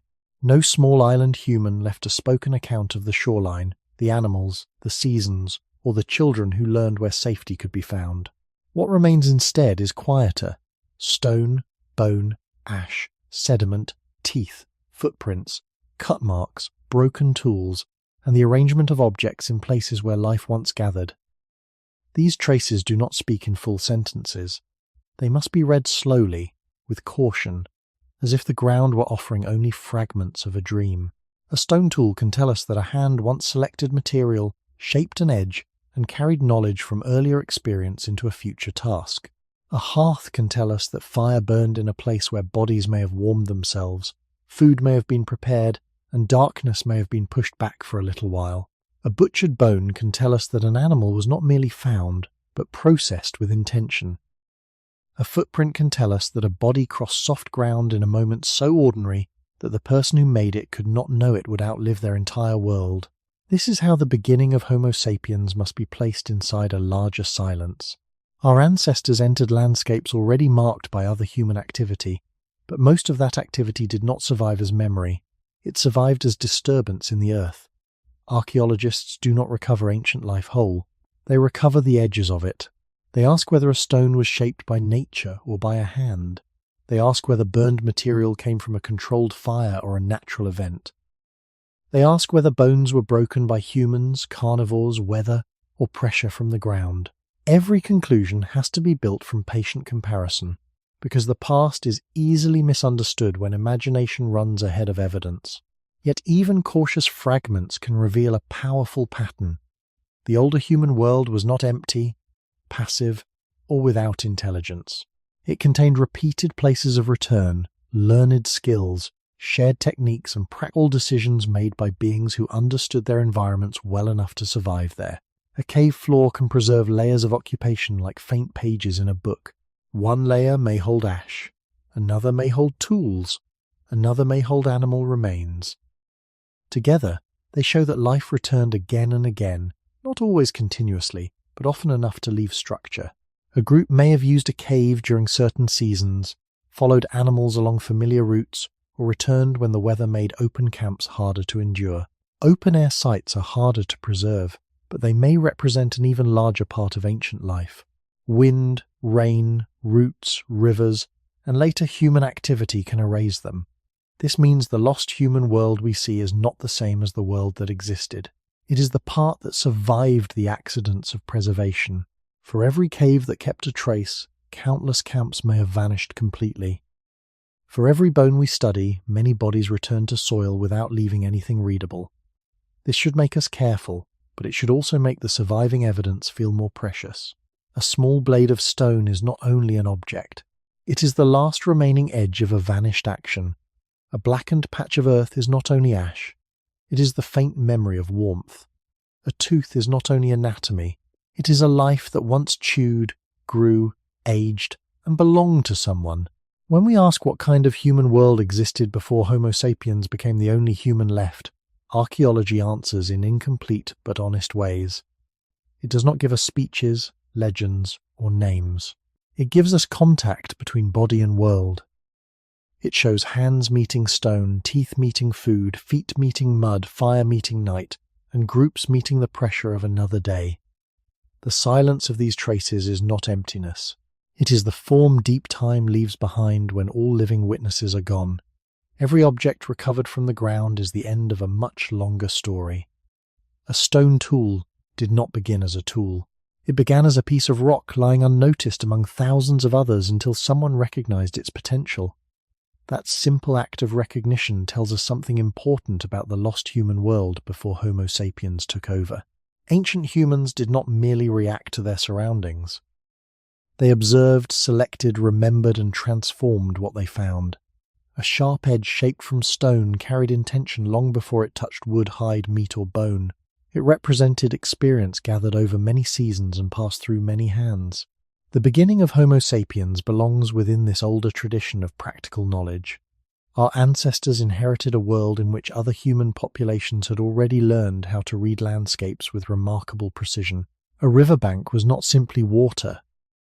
It was a place where suitable stone might be found, where animals came to drink, where fish might gather, where fresh tracks appeared in soft ground, and where camps could sometimes be established. A cave was not merely an empty shelter. It offered protection from wind and rain, stable temperatures, familiar landmarks, and sometimes repeated use over countless generations. Archaeological sites reveal these repeated choices. When tools, hearths, and animal remains appear together layer after layer, they suggest that people returned because experience had taught them that certain places continued to offer safety or opportunity. Bone carries equally quiet messages. Cut marks made by stone tools reveal that ancient humans carefully processed animals rather than simply tearing flesh apart. Different bones were broken in different ways, sometimes to reach nutritious marrow hidden inside. Such patterns show planning rather than chance. Nothing valuable could be wasted when survival depended on making full use of what the landscape provided. These marks also reveal that knowledge accumulated slowly. A child was not born knowing where to strike a bone, or how to remove a hide without damaging it. Such skills required observation, practice, correction, and patient teaching. Every successful adult therefore represented many earlier generations, whose experience had been preserved not in writing, but in repeated action. The same is true of fire. Archaeological hearths appear deceptively simple, little more than charcoal, ash, burned earth, and scattered stones. Yet each hearth represents a remarkable chain of understanding. Fire had to be maintained, protected from weather, supplied with fuel and used carefully. Around it, food could be prepared, tools repaired, hides softened, and dangerous darkness pushed back for another evening. Fire also created a place where people remained together after hunting had ended. We cannot know the sounds spoken around those flames. We cannot reconstruct conversations or stories, but we know that warmth changes behavior. It slows movement, gathers people close together, and extends the hours during which observation and learning can occur. Even silence around a fire becomes a shared human experience. The archaeological record cannot preserve voices, yet it preserves the conditions in which voices almost certainly existed. This makes the evidence richer than it first appears. Every campsite reflects decisions repeated over time. Every layer of occupation hints at memory. People returned because they remembered where water flowed during dry seasons, where stone could be gathered, where animals crossed valleys, or where shelter remained dependable through changing weather. Memory itself became a survival tool. Without maps, without writing, without permanent buildings, ancient humans carried landscapes inside their minds. The lost human world, therefore, depended not only on physical adaptation, but also on inherited knowledge stretching across generations. Homo sapiens would later rely on exactly the same principle. Our own expansion across the world became possible because information survived longer than individual lives. Yet archaeology reminds us that this capacity did not suddenly appear with our species. Other human populations had already mastered the patient work of remembering landscapes, teaching practical skills, and organizing daily life around repeated patterns that kept communities alive. When we hold an ancient stone blade or examine a carefully preserved hearth, we are not simply looking at objects. We are looking at the physical remains of memory itself. Those memories no longer live in human minds, but they remain quietly embedded in the choices ancient people left behind. Each recovered artifact, therefore, represents far more than survival. It represents the continuity of knowledge without which no human world, including the one that eventually belonged to Homo sapiens alone, could ever have endured. Perhaps the greatest lesson archaeology teaches us is not what it reveals, but what it cannot. Every excavation begins with absence. The people are gone. Their voices are gone. Their names are gone. The languages they spoke have disappeared so completely that no sound can be recovered from the ground. The laughter of children, the warnings exchanged during a hunt, the quiet conversations beside a fire after sunset, the grief felt when a companion failed to return, all of these vanished without leaving direct traces. What remains are fragments that survived by chance. A layer of ash escaped the rain, a cave remained dry enough to preserve bone, a footprint hardened before the next storm erased it, a stone tool was buried quickly instead of being carried away by a river. The beginning of Homo sapiens is therefore reconstructed not from complete memories but from fortunate accidents. This should make us cautious whenever we imagine the lost human world before Homo sapiens took over. Every picture we build is incomplete. Every reconstruction stands on evidence that represents only a tiny fraction of everything that once existed. Consider how many ordinary days must have passed without leaving any recognizable trace at all. A family waking before sunrise, a child learning to shape stone for the first time, someone searching for edible plants after heavy rain, a group resting beside a stream during migration, a mother calming a frightened child during a storm. Most of these moments disappeared forever. They were no less real than the moments archaeology preserved, yet the Earth chose not to keep them. Preservation follows geological luck rather than historical importance. This means the human world we recover is always smaller than the human world that was actually lived.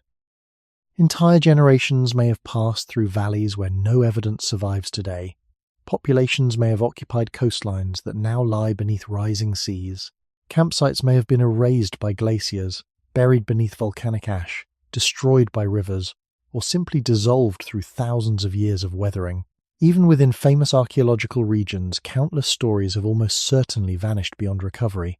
This absence is not a weakness of archaeology, it is part of its honesty. Unlike myths, archaeology rarely claims certainty where evidence is missing. Instead, it works patiently from what remains, accepting that many questions cannot yet be answered. That careful approach becomes especially important when thinking about ancient humans such as Neanderthals, Denisovans, Homo floresiensis, and perhaps other populations that have not yet been identified. We know they existed because evidence supports their existence. Beyond that foundation, every additional conclusion must be measured against what the evidence can truly bear. The temptation to imagine detailed civilizations, forgotten empires, or hidden technologies may be emotionally satisfying, but the archaeological record does not support such stories. The real human past is quieter, and in many ways, more remarkable. It tells of ordinary people solving ordinary problems across extraordinary stretches of time. They learned landscapes without maps. They remembered seasons without calendars. They raised children without schools. They healed injuries without hospitals. They adapted to changing climates without knowing why those climates changed. Those achievements required intelligence, cooperation, patience, and resilience, even if they left behind only a few broken tools and scattered bones. This perspective also changes the way we understand Homo sapiens. Our species did not suddenly introduce memory, planning, or social life into the world. Those qualities already existed in different forms among other human populations. What archaeology reveals is continuity rather than abrupt transformation.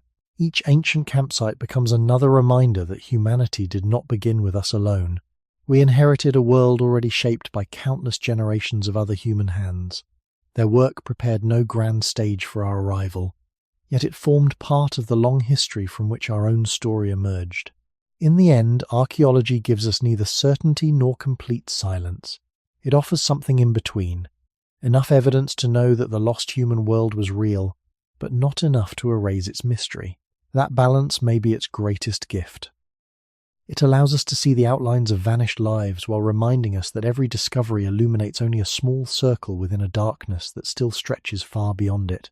As long as new caves remain unexplored, new sediments remain unopened, and new methods continue to reveal information hidden inside ancient remains, The story of the world before Homo sapiens stood alone will remain unfinished, inviting each generation to look again at the ground beneath its feet and ask whether more forgotten human worlds are still waiting there.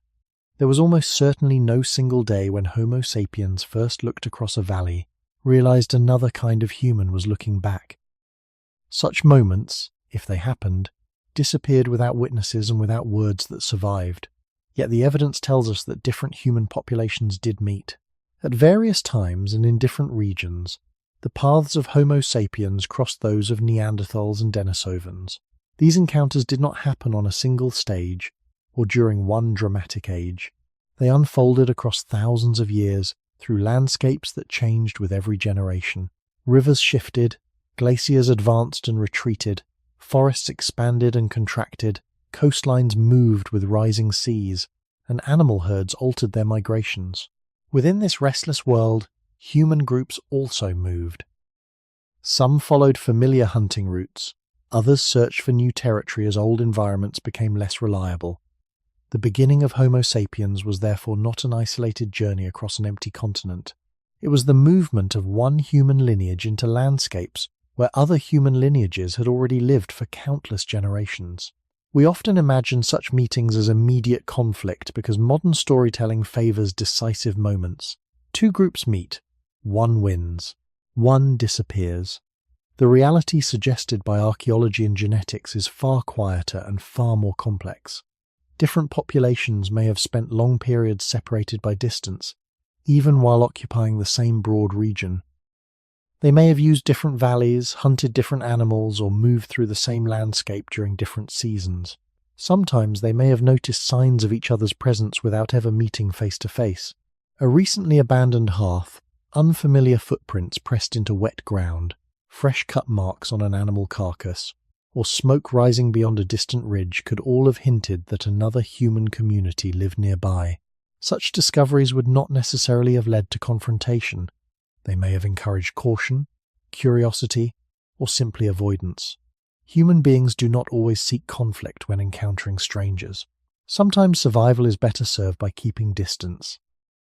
At other times, however, distance becomes impossible. Environmental change can compress populations into smaller regions where water, shelter, and reliable food become concentrated. During difficult years, familiar migration routes may overlap.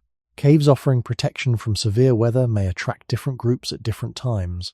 In those situations, encounters become increasingly likely. The archaeological record cannot tell us what every meeting looked like. It cannot reveal expressions, gestures, or spoken sounds, but genetics offers an important clue. The DNA carried by many living people shows that Homo sapiens and Neanderthals had children together. Other genetic evidence demonstrates that Homo sapiens also mixed with Denisovan populations. These findings change the emotional shape of the lost human world before Homo sapiens took over. Ancient human groups were not completely sealed off from one another. Under some circumstances, relationships formed deeply enough to produce families whose descendants survive today. That does not mean every encounter was peaceful. Human societies, ancient and modern alike, are capable of cooperation, competition, fear, generosity, violence, and exchange. The evidence simply refuses to reduce every meeting to a single pattern. Some contacts may have involved caution followed by separation. Others may have involved the sharing of landscapes over time. Others still may have created lasting biological connections without leaving any archaeological trace beyond inherited DNA. The beginning of our own species, therefore, belongs within a human world that was interconnected in ways we are only beginning to understand. Homo sapiens did not simply replace anonymous strangers. Our ancestors encountered relatives who had their own long histories, their own familiar territories, and their own ways of surviving. Those encounters were probably as varied as human behavior itself. Some may have lasted only moments. Some may have continued for generations. Some may have ended in conflict. Others may have ended with children who carried the ancestry of both worlds into the future. This realization changes the meaning of survival. Homo sapiens did not emerge from complete isolation before spreading across a vacant Earth. We became the last surviving human species through a long history of contact, separation, adaptation, and coexistence with other members of our own remarkable family. Before only one human voice remained, there were many, sometimes distant, sometimes overlapping, and sometimes close enough to leave quiet echoes that still travel within us today. For a long time, the question seemed simple. If Homo sapiens survived and other human species disappeared, then perhaps our ancestors must have remained completely separate from them. It was an understandable assumption. Separate species, many believed, would have lived separate histories. Yet the evidence uncovered during the last few decades has quietly transformed that picture. Hidden within the DNA of many living people are small fragments inherited from ancient human relatives. These fragments are not stories, memories, or languages. They are biological traces carried silently from one generation to the next, surviving long after the communities that first carried them disappeared. Their existence tells us something remarkable about the lost human world before Homo sapiens took over. At certain moments, different human populations did not merely observe one another across rivers or valleys. They came close enough for families to begin. This realization changes the emotional landscape of our origin. It suggests that the boundaries separating ancient humans were real, but not absolute.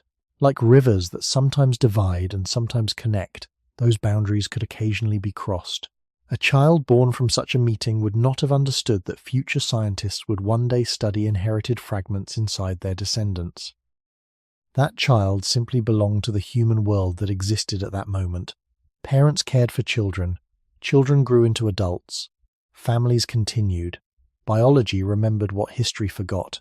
When researchers compare modern genomes with ancient DNA recovered from Neanderthal and Denisovan remains, they find evidence that these encounters were not isolated curiosities.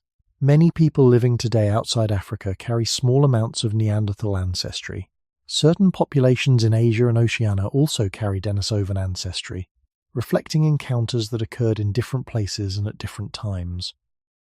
These inherited fragments are generally small because thousands of generations have passed since those meetings occurred. Each generation mixed inherited DNA again, gradually breaking ancient sequences into shorter pieces while still preserving enough for modern science to recognize their origin. The beginning of Homo sapiens therefore becomes something richer than a story of replacement. It becomes a story of contact. Ancient human populations did not always remain strangers. They occasionally became relatives. This does not erase the differences between them. Neanderthals remain Neanderthals. Denisovans remain Denisovans. Homo sapiens remained Homo sapiens. Yet biology demonstrates that complete isolation was not always maintained. Some individuals crossed those boundaries, whether through migration, changing environments, or repeated contact between neighboring groups. Their descendants became living bridges connecting human worlds that otherwise might seem entirely separate today.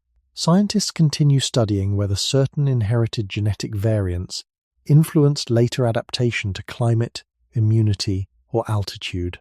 Some findings are supported by substantial evidence, while others remain under investigation. The important point is not that every inherited gene provided an advantage. Many probably had little lasting effect, and some may even have disappeared because they offered no benefit. Evolution is rarely selective in a simple or intentional way. It preserves what continues through successful reproduction, not what humans later decide is important. Still, the existence of inherited ancient DNA reminds us that the human family has always been more interconnected than appearances suggest. Even after one population disappears as a distinct community, parts of its biological history may continue quietly within another. This understanding also encourages humility. We often speak about extinct human groups as though they belong entirely to the past, separate from ourselves. Yet in a limited but meaningful sense, the past still lives inside many present-day people, not as hidden personalities or forgotten memories, but as ordinary biological inheritance passed through thousands of births. The lost human world before Homo sapiens took over did not vanish without leaving anything behind. It left small living echoes inside the species that ultimately remained. Those echoes remind us that ancient humanity was never composed of perfectly sealed branches growing independently.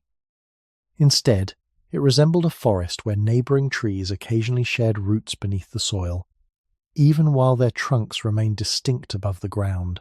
Looking back toward our beginning, we discover that the story of Homo sapiens is not simply the story of one surviving lineage.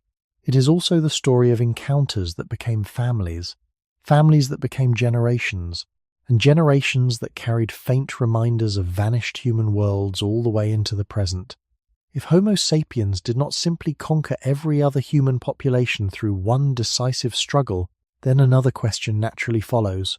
Why did our branch continue while the others gradually disappeared?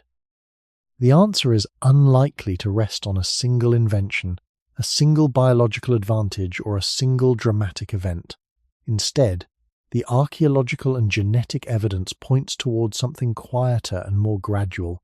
Homo sapiens appears to have carried a combination of characteristics that, together, proved increasingly effective across a changing world. None of those characteristics would necessarily have guaranteed survival on their own. It was their interaction over many generations that may have slowly shifted the balance. One important difference seems to have been the scale of social connection. Human beings survive not only because of their bodies, but because knowledge travels between minds. A hunting technique learned in one valley can help another community many days away if the two groups remain connected. A new way of shaping stone, preparing food, making clothing, or navigating unfamiliar landscapes becomes more valuable when it spreads beyond a single family. The beginning of Homo sapiens may have benefited from social networks that reach farther than those maintained by some other human populations.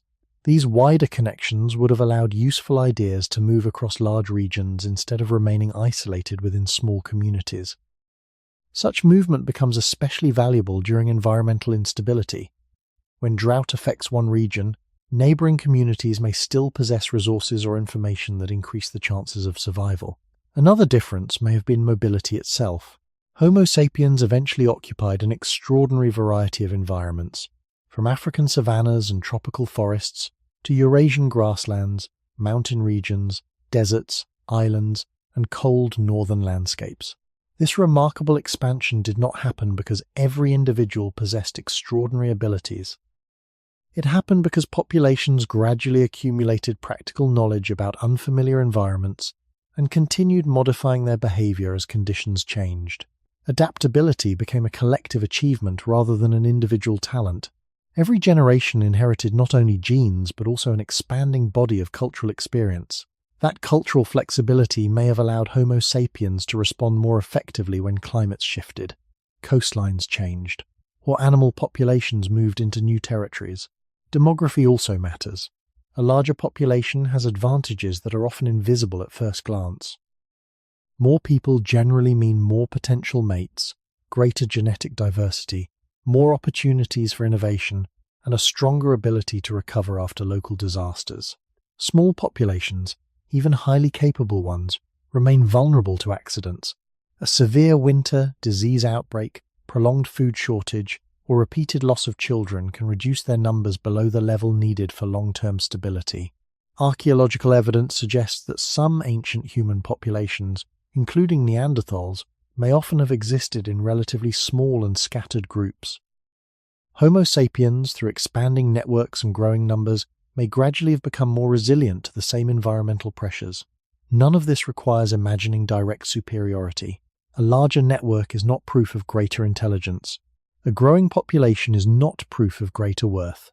These are simply demographic realities that influence survival over long periods of time.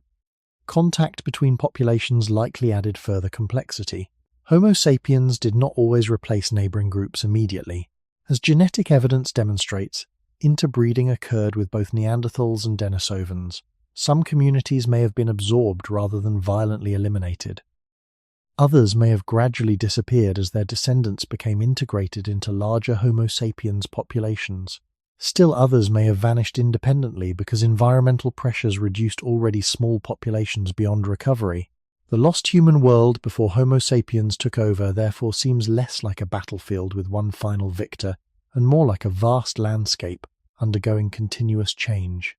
Different human groups responded to that change in different ways, with different resources, different histories, and different opportunities. Some solutions remained effective for hundreds of thousands of years before conditions shifted. Others spread rapidly across expanding territories. Eventually only one human species remained visible, but that outcome should not be mistaken for destiny. Had climates unfolded differently, had populations moved along different routes, or had chance favored another sequence of events, the ending might have looked very different. The survival of Homo sapiens reflects a fortunate combination of biology, culture, cooperation, mobility, demographic resilience, and environmental opportunity acting together across immense stretches of time. Looking back, it is tempting to compress this immense process into the phrase Homo sapiens took over. Yet that phrase hides a far richer reality. Our species did not inherit an empty world.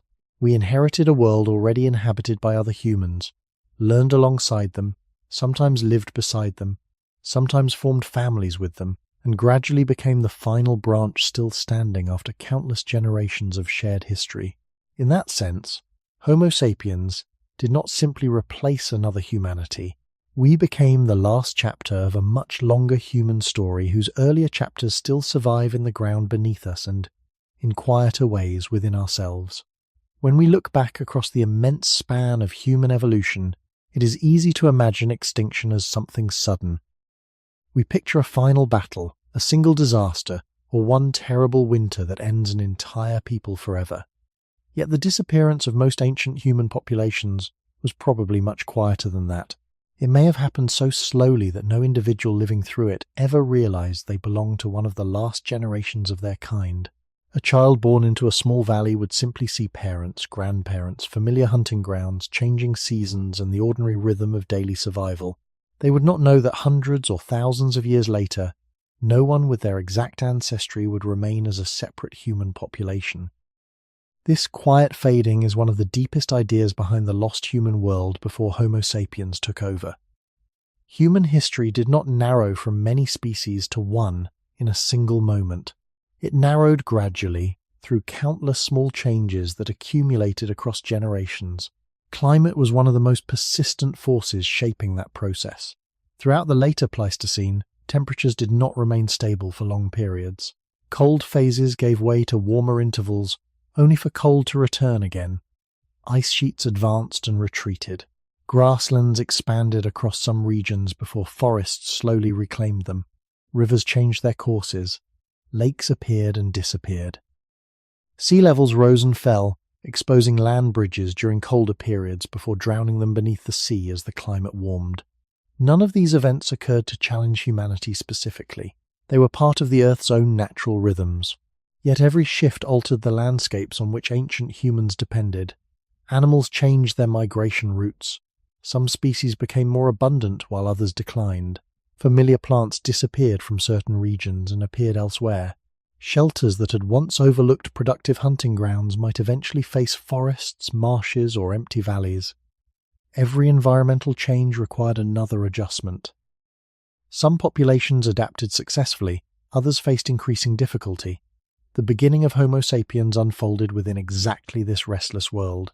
Our ancestors were not moving across fixed landscapes, but across environments that continually demanded flexibility. This matters because ancient human populations often depended on intimate knowledge of local places. A valley known for reliable game could become less productive over centuries. A seasonal migration route remembered by generations might no longer lead to the same animals. Water sources could shift. Coastlines could move far from familiar camps as rising seas transformed entire regions. Adaptation, therefore, involved much more than physical endurance. It required the ability to revise inherited knowledge without losing the accumulated experience of previous generations. For small populations, this challenge became especially severe. A large population can absorb losses more easily. If one local community struggles, neighboring groups may still provide opportunities for movement, exchange, or recovery. A small, isolated population possesses fewer such possibilities. Every failed hunting season, every unusually harsh winter, every outbreak of disease, every reduction in births, and every accidental death carries proportionally greater consequences. Survival depends not only on strength but also on numbers. The lost human world was filled with communities that may have stood very close to the threshold below which recovery became increasingly difficult. This vulnerability does not imply weakness. Even highly skilled human groups can disappear if demographic stability is repeatedly disrupted. Archaeological evidence suggests that some ancient populations occupied enormous territories while remaining surprisingly sparse. Vast landscapes did not necessarily contain large numbers of people. Instead, families and small communities were often separated by great distances. Such separation reduced opportunities to exchange knowledge, find new mates, or rebuild after local losses. Meanwhile, Homo sapiens populations in some regions may gradually have expanded their social networks, increasing resilience during environmental uncertainty. Climate did not determine winners and losers by itself. It interacted constantly with population size, mobility, cultural flexibility, and simple chance. The disappearance of one human lineage therefore cannot be understood through environmental change alone. Climate created pressures, but the response to those pressures differed from one population to another. Some adapted, some relocated, some merged with neighboring groups. Some slowly declined until too few remained to sustain their separate identity. Looking back today, it is tempting to compress this long process into a single explanation. Yet the evidence invites a more patient understanding. The world before Homo sapiens stood alone did not lose its diversity all at once. It lost it gradually, almost silently, as changing landscapes reshaped the lives of ancient people generation after generation, until one human branch remained where many had once shared the earth. Climate alone cannot explain why the lost human world gradually became quieter. A landscape may become colder or warmer, forests may replace open plains, rivers may change their course, but these changes only become human history when they affect the lives of people. One of the most important factors shaping the fate of ancient human populations was something far less dramatic than an ice age or a volcanic eruption. It was the simple fact that many groups were probably very small. Modern societies often make it difficult to imagine how few people may have occupied enormous regions during deep prehistory. A valley that today contains thousands of homes may once have supported only a handful of families. Hundreds of kilometers of forest or grassland might have separated one community from another. A person could spend an entire lifetime without meeting more than a limited circle of people. In such a world, survival depended on numbers as much as skill. A group could possess experienced hunters, careful toolmakers, and generations of accumulated knowledge, yet still face danger if too few children survived to adulthood. Every birth mattered. Every illness mattered. Every accident mattered. The beginning of Homo sapiens unfolded within this demographic reality. Our ancestors, like every other human population, depended on the slow renewal of generations. If that renewal weakened for too long, even the most capable community could begin to disappear. Imagine a small human population living through several difficult decades. Food becomes slightly less reliable because animal migrations change. A severe winter claims a few older adults whose knowledge had guided hunting for years. A disease spreads through children. Young adults must travel farther to find partners because neighboring groups have also become smaller. None of these events alone would necessarily destroy a community. Together, however, they slowly reduce resilience. Fewer births lead to fewer future parents. Fewer experienced elders mean less accumulated knowledge. Smaller social networks reduce opportunities to exchange ideas or recover after hardship. Generation after generation, the population quietly contracts. There is no dramatic ending. There is simply less life each year than before. This kind of decline is difficult to detect in the archaeological record, because archaeology usually preserves places rather than population size. A cave may still contain tools from different generations, yet the number of people using that cave may have been shrinking for centuries. A familiar hunting ground may still show signs of activity even while the surrounding region becomes increasingly empty. The ground preserves presence more easily than absence. It can show that humans once lived somewhere, but it often struggles to reveal how many remain during the final centuries of a disappearing population. Small populations also face another challenge: maintaining genetic diversity. When communities remain isolated for long periods with few opportunities to meet distant groups, marriages become more limited, and the biological resilience of the population may gradually weaken. Modern genetic studies suggest that some ancient human groups experienced periods of remarkably low population size. This does not mean they were destined to disappear. Many small populations survive for long periods. It does mean, however, that they possess less room for recovery when unexpected pressures arise. The lost human world before Homo sapiens took over was likely filled with such fragile communities, each balancing carefully between continuity and decline. Meanwhile, Homo sapiens populations in some regions appear to have developed increasingly extensive social networks. These wider connections may have allowed individuals to travel farther, find new partners more easily, exchange resources during difficult years, and preserve cultural knowledge across broader territories. Such advantages would not necessarily be visible in a single generation. Over hundreds or thousands of years, however, they could gradually influence which populations remained stable and which slowly diminished. Even then, chance never disappeared from the story. A fortunate sequence of mild seasons could preserve one community. A series of unfortunate events could reduce another beyond recovery. This is why the disappearance of ancient human populations should never be understood as evidence that they were somehow inferior. Many may simply have lived too close to the demographic edge. They survived successfully for countless generations until the ordinary uncertainties of life accumulated faster than they could recover. Looking back from the present, we often search for one great explanation because it feels satisfying. Yet the quieter truth may be that the human world became smaller through thousands of ordinary events. One family that produced no surviving children, one hunting accident, one harsh winter, one neighboring group that never returned, one generation slightly smaller than the last. Over immense stretches of time, those ordinary moments reshaped the entire human family, leaving Homo sapiens as the final surviving branch where many once shared the same earth. When we imagine extinction, we often expect a dramatic ending, because dramatic endings are easier to remember.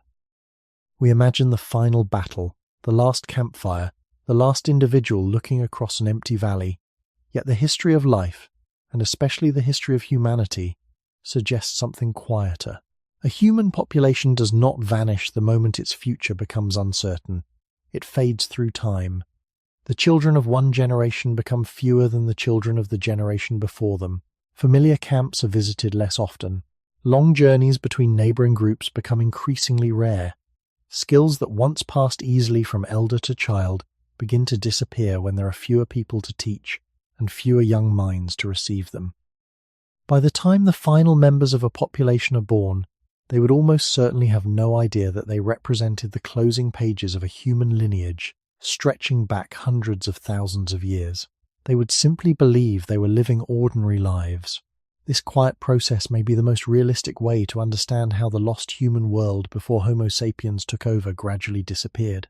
There was probably no single moment when the Earth changed from being home to many human species into being home to only one. Instead, the transformation unfolded unevenly across continents. One region may have lost a population while another still held several. One valley may have remained occupied while another slowly fell silent. Some groups likely disappeared entirely. Others became absorbed into expanding Homo sapiens populations through interbreeding. Still others may have moved into new territories before eventually declining under different conditions. Every region carried its own history, shaped by local climate, geography, population size, available resources, and simple chance.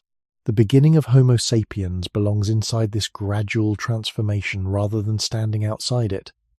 Our ancestors did not wake one morning to discover that every other human had vanished. For many generations, they may have lived in a world where other human populations still existed somewhere beyond the horizon. Those populations became fewer over time, but the process itself may have been almost invisible to the people experiencing it. Imagine standing beside a forest at the end of autumn. If you watch for a single hour, the forest seems unchanged. If you return weeks later, more leaves have fallen. Return again, and winter has arrived. No single leaf announced the season's ending, yet together they transformed the landscape. The disappearance of ancient human diversity may have unfolded in much the same way. No single event carried the entire burden of explanation. Instead, thousands of small changes accumulated until the world itself had become different. This perspective also changes how we think about Homo sapiens. It is tempting to describe our species as the winner of an evolutionary contest, but such language oversimplifies what the evidence suggests. Winners and losers imply a competition with clear rules and decisive endings. The archaeological record tells a more patient story. Human populations responded differently to changing environments. Some maintained larger networks, some occupied broader territories. Some adapted more easily to unfamiliar conditions. Some became increasingly isolated. Others mixed with neighboring groups. Over immense stretches of time, these differences slowly reshaped the human family tree. The surviving branch did not necessarily represent the strongest in every circumstance.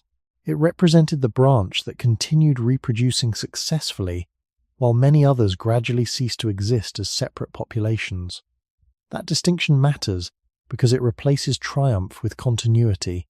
Homo sapiens survived not because evolution had always intended our success, but because countless ordinary generations managed to continue where others eventually could not. Looking back today, we often focus on the branches that disappeared because their absence feels mysterious. Yet our own existence depends equally on those who remained. Every living person carries an unbroken chain of births reaching back through those uncertain ages when several human species still shared the earth. Had any link in that chain failed, our own story would never have been written. The lost human world, therefore, should not be remembered only as a collection of extinctions. It should also be remembered as the world that made our survival possible. Before Homo sapiens stood alone, humanity was broader, more varied, and more experimental than it appears today. Its gradual narrowing was not a single catastrophe, but a long transformation shaped by climate, geography, population, adaptation, contact, and chance. By the time only one human species remained, the change had become complete. The silence left behind was so gradual that no one living through it could ever have known they were witnessing the end of nearly every other way of being human. The vanished human world did not disappear as completely as it first appears. Neanderthals are gone as a living people. Denisovans are gone as a separate population we can meet or hear. The small humans of islands no longer walk their old paths. Yet some traces of these lost branches remain inside the bodies of people alive today. This is one of the strangest and most intimate discoveries in the study of human origins. The past is not only buried under soil, stone, ash, and cave sediment. Some of it is carried quietly in flesh and blood, copied from parent to child through thousands of generations. When Homo sapiens met other human groups, those meetings sometimes led to children. Those children became part of later communities. Over time, their descendants mixed again and again, and the older ancestry became broken into small fragments, but small does not mean meaningless. A fragment of Neanderthal or Denisovan DNA is not a memory in the conscious sense. It does not carry a voice, a language, a story, or an image of a face. It cannot tell us what an ancient person feared at night, what food they preferred, how they comforted a child, or what they saw when snow covered the entrance of a cave. But it does tell us that contact happened. It tells us that the lost human world was not sealed away from our own beginning. It touched us. It entered our lineage. It became part of the biological road that led to the present. Many people outside Africa carry a small amount of Neanderthal ancestry, and some populations in Asia and Oceania carry Denisovan ancestry as well. These traces vary across populations because ancient meetings happened in different places, at different times, and among different migrating groups. The pattern is complex, but the meaning is clear enough. Homo sapiens did not survive as a completely separate line untouched by every other human. Our species became the last living human branch, while also carrying faint inheritance from some branches that disappeared. This makes the word extinction more complicated. Neanderthals vanished, but not every part of them vanished. Denisovans vanished, yet some of their genetic legacy continued. A population can die out as a people while still leaving small biological traces inside another population. The same process makes our own bodies quieter and deeper than they seem. We are not pure monuments to one isolated origin. We are living archives of contact, movement, mixture, and survival. Still, it is important not to exaggerate this inheritance. These ancient genetic fragments do not make modern people half Neanderthal or half Denisovan. They are small parts of a much larger Homo sapiens genome. They also do not mean that lost human groups live on as hidden personalities or secret memories. The truth is more modest and more powerful. Our bodies carry evidence that ancient human worlds met before most of them disappeared. Some inherited variants may have influenced traits connected to immunity, skin, metabolism, or adaptation to certain environments, though each claim must be studied carefully. What matters most for this story is not one dramatic gene, but the larger fact of continuity. The lost human world still touches the present in ordinary biological ways. When we ask what existed before Homo sapiens took over, we are not only looking outward toward caves and fossils, we are also looking inward, toward the long chain of ancestry that made the modern human body possible. Somewhere inside that chain are encounters with relatives whose communities no longer exist. Their fires are cold, their voices are gone, their separate paths ended, yet small traces crossed the boundary of disappearance and entered the surviving branch. In that sense, the last human species is not only the heir of itself, it is also the quiet carrier of human worlds that ended before they could ever tell us who they were. It can be tempting to treat ancient DNA as if it were a hidden code full of dramatic secrets, but its real meaning is quieter and more grounded. The genetic traces left by Neanderthals and Denisovans are not supernatural messages, lost wisdom, or signs of some mysterious power. They are evidence of ordinary biological inheritance, shaped by real meetings between ancient human populations. A child was born. That child grew, or at least left descendants. Those descendants had children of their own. Across thousands of generations, pieces of ancestry were passed onward, copied, broken apart, mixed with other lineages, and carried into the present. This is how ancient DNA becomes meaningful. It does not speak in myths. It speaks through continuity. For the lost human world before Homo sapiens took over, this continuity matters because it gives us proof that the boundary between vanished humans and surviving humans was crossed in the most human way possible. Through family, we should be careful with the word legacy. It can sound too large, as if every inherited fragment must have shaped destiny. In reality, many genetic fragments may have had little or no noticeable effect. Some may have faded over time. Others may have remained simply because they did not prevent survival. A few may have offered advantages under certain conditions, such as responses to disease, climate, altitude, or other environmental pressures. But even when scientists study these possibilities, the story remains one of natural inheritance, not hidden design. A gene does not know it is ancient. It does not remember the person who carried it. It simply continues if it is passed on. That simplicity makes the evidence more powerful, not less. It means the lost human world touched the modern world through the same quiet process by which all ancestors touch descendants. This also helps protect the story from exaggeration. Neanderthal or Denisovan ancestry should not be treated as something that makes one modern person more ancient, more special, or less fully Homo sapiens. Every living person belongs to our species. The ancient fragments found in some populations are small pieces within a much larger human genome. They reflect contact, not separate identity. They remind us that human origins were never perfectly sealed, but they do not divide living people into older or newer kinds of human. In fact, they point toward a deeper unity. They show that even when ancient populations were different enough to follow separate evolutionary histories, they were still close enough for ancestry to cross between them.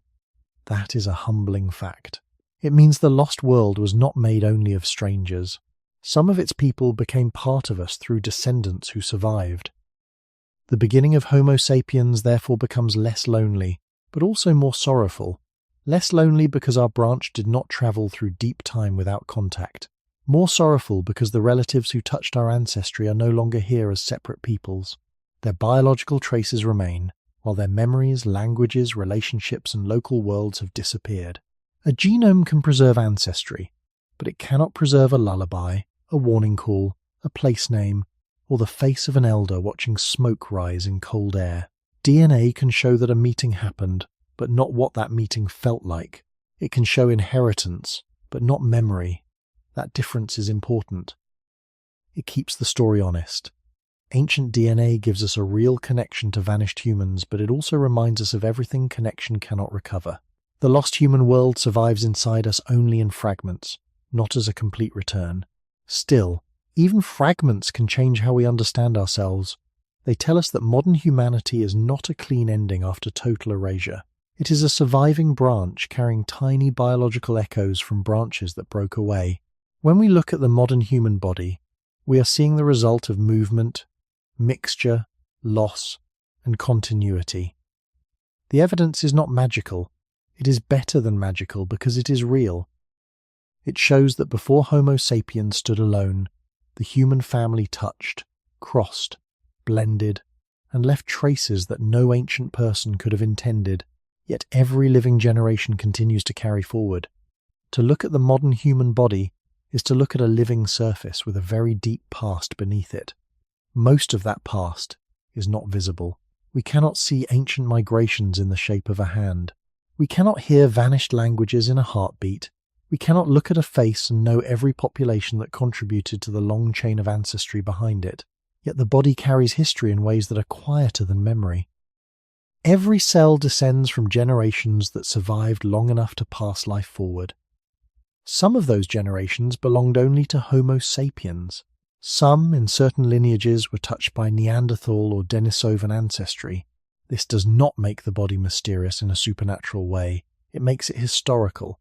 It means that the present human form is not simply a clean replacement after the disappearance of every other branch. It is a living record of contact, inheritance, and survival. The lost human world before Homo sapiens took over did not leave us a complete map, but it left small biological marks that can still be studied. These marks remind us that our origin is not contained only in Africa, Europe, Asia, or any single place on a modern map. It belongs to movements across landscapes, meetings between populations, separations that lasted for thousands of years, and reunions that left descendants. The modern body is therefore not a sealed container of one simple story. It is more like a quiet archive, holding traces of deep time without explaining them aloud. An archive can preserve a fragment without preserving the whole life around it. A gene may remain while a language disappears. A biological adaptation may continue while the community that carried it is gone. A small inherited sequence may cross into the present, while the ancient person who carried it remains unnamed forever. This is why the human body can be both familiar and strange. It is familiar because it is ours, the body we wake inside each day. It is strange because its history reaches beyond personal memory, beyond family memory, beyond written history, into a world where several kinds of humans once shared the earth. When we think of vanished humans only as fossils, we place them outside ourselves. We imagine them behind glass, in caves, in museum drawers, or in scientific diagrams. But ancient DNA gently changes that distance. It shows that some vanished humans are also part of the biological background of living people, not as complete survivals, not as voices, not as identities, but as faint inheritance. This should make us more careful in how we speak about the human past. Homo sapiens did not rise from purity. We rose from relationship, pressure, movement, and mixture. Our ancestors survived, but survival did not erase every trace of those they met. The body remembers in its own limited way. It remembers without images. It remembers without intention. It remembers because inheritance is one of nature's oldest forms of continuity. Yet this memory has limits, and those limits matter. No DNA can tell us what a Denisovan child learned from a parent. No inherited fragment can show us a Neanderthal group returning to a cave after a difficult season. No modern genome can recover the full feeling of a world where Homo sapiens was not alone. The archive inside the body is real, but it is incomplete. It gives evidence, not resurrection. That incompleteness may be the most honest form of connection we have. It allows the vanished branches to remain close without pretending they are fully known. It allows us to feel that the last human species carries traces of others while still respecting the silence around their lives. In the end, the modern human body is not only the sign that Homo sapiens took over, it is also the place where the lost human world left some of its smallest surviving marks. We are the only human species still alive, but we are not untouched by the human worlds that ended before us. Somewhere within the ordinary biology of living people are faint reminders that humanity was once wider, older, and more varied than the mirror can show. By the time we reach the end of this lost human world, The story of Homo sapiens feels less like a simple victory and more like a long survival after many disappearances. Our species is still here, and that fact can easily be turned into a triumphal story. We built cities, crossed oceans, made tools of stone and then metal, learned to farm, wrote words, studied bones, sequenced ancient DNA, and looked back into the dark places where our relatives once lived. But none of this means that Homo sapiens was the whole meaning of human evolution from the beginning. We are the living branch, not the entire tree. Before our branch stood alone, humanity had already taken many forms. Some humans were strong and cold adapted. Some are known mostly through hidden traces in DNA. Some lived on islands in bodies shaped by isolation. Some may still remain unnamed, because the ground has not yet returned enough evidence for us to recognize them. Their disappearance should not be treated as proof that they were worthless, weak, or unfinished. They were complete in their own time. They lived under the same ancient pressures that shaped our own beginning. Hunger, weather, childhood, injury, fear, memory, cooperation, and the need to continue through another generation. Homo sapiens survived, but survival is not the same as moral superiority. It is not proof that every vanished branch existed only to prepare the way for us. Evolution does not write history with human pride in mind. It allows some lineages to continue while others end, often through causes too tangled to reduce to one answer. Climate shifts, population size, migration, contact, isolation, interbreeding, chance, and changing landscapes all helped shape the narrowing of the human family. Our ancestors passed through that narrowing and remained. That is extraordinary, but it is also humbling. Every living person exists because an unbroken chain of ancestors survived conditions that could easily have broken it. Somewhere in that chain were moments of danger no one recorded. A child who lived through a winter, a mother who found food, a group that remembered water, an elder who taught a route, a family that moved at the right time, a chance meeting that left descendants. Our existence depends on countless fragile continuities. The vanished humans had their own chains too, but theirs eventually ended as separate peoples. That difference should not make us proud in a shallow way. It should make us careful. We are not standing above them at the top of a ladder. We are standing after them, in the silence their absence left behind. The lost human world before Homo sapiens took over reminds us that being human was once wider than our present world can show. If Neanderthals still lived, if Denisovans still carried their own memories, if island humans still walked their narrow landscapes, the word human would feel different tonight. We would not be able to use it as if it belonged only to our faces, our bodies, and our history. Their absence has made humanity seem singular, but that singularity is the result of loss. The educational value of this story is simple, but deep. It teaches us to see our origins with humility. We are not the first possible humanity. We are the one that remained. And because we remained, we carry a responsibility to remember that the past was not empty before us and not simple beneath us. The earth once held other human worlds, and although their voices are gone, their existence changes the way we should understand our own.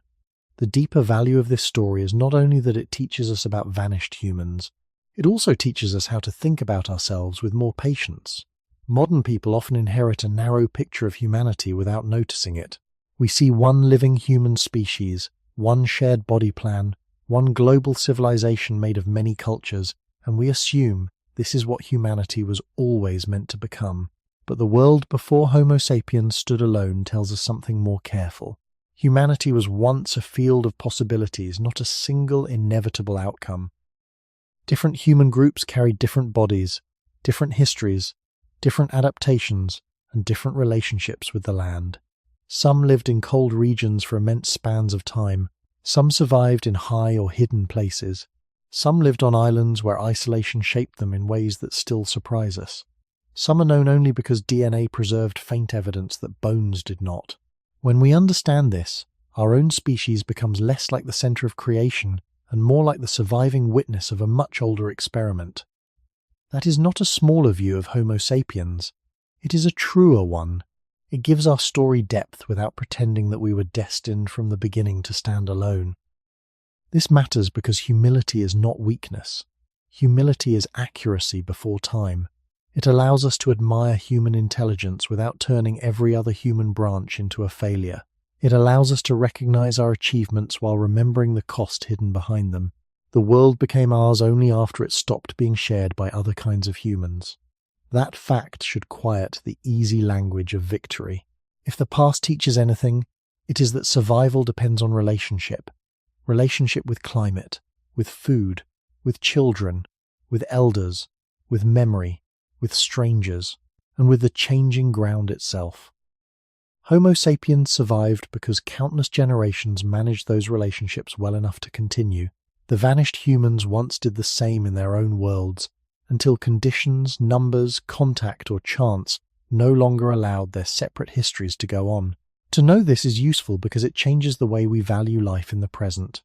It reminds us that no population, no culture, no form of knowledge is guaranteed to last simply because it feels familiar now. What is ordinary in one age can become fragile in another. What seems permanent can disappear if the chain of care breaks. The ancient human world teaches that memory must be carried, knowledge must be renewed, and connection must be protected. A tool is lost if no one teaches the hand. A route is lost if no one walks it. A language is lost if no child learns its sounds. A way of life is lost if the people who hold it can no longer continue. This lesson reaches beyond prehistory. It asks modern humans to treat knowledge, diversity, and inheritance with more care. We are the only human species left, but even within Homo sapiens, ways of living can vanish quietly when they are not valued. The story of Neanderthals, Denisovans, island humans, and other lost branches reminds us that the present is never as complete as it feels. It is only what survived long enough to be seen. Beneath it are absences that shaped us. Around it are responsibilities we may not notice until something is gone. So the value of looking back is not to feel superior to ancient humans. It is to become gentler with the truth of our own origin. We come from a world of many human paths, most of which ended without leaving a voice. Our task is not to fill that silence with fantasy, but to listen carefully to what the evidence can still say. In that careful listening, Homo sapiens becomes not the final answer to evolution, but a living reminder that survival is fragile, inheritance is precious, and the human story has always been larger than the one branch left to tell it. As our journey comes to its quiet end, the world around us seems unchanged. The night is still the night. The stars above are the same stars that watched over Neanderthals beside their fires, Denisovans crossing unfamiliar valleys, small island humans listening to waves beyond dark shorelines, and the early Homo sapiens, who could never have imagined that one day they would become the only human species left on Earth. Yet after looking back across this immense span of time, the present feels a little different. The ground beneath our feet is no longer just soil. It is the resting place of countless forgotten journeys. The mountains are no longer only mountains. They are silent witnesses to migrations that ended before history began.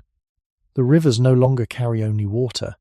They carry the memory of paths followed by people whose names have disappeared forever. The beginning of Homo sapiens was never the beginning of humanity itself.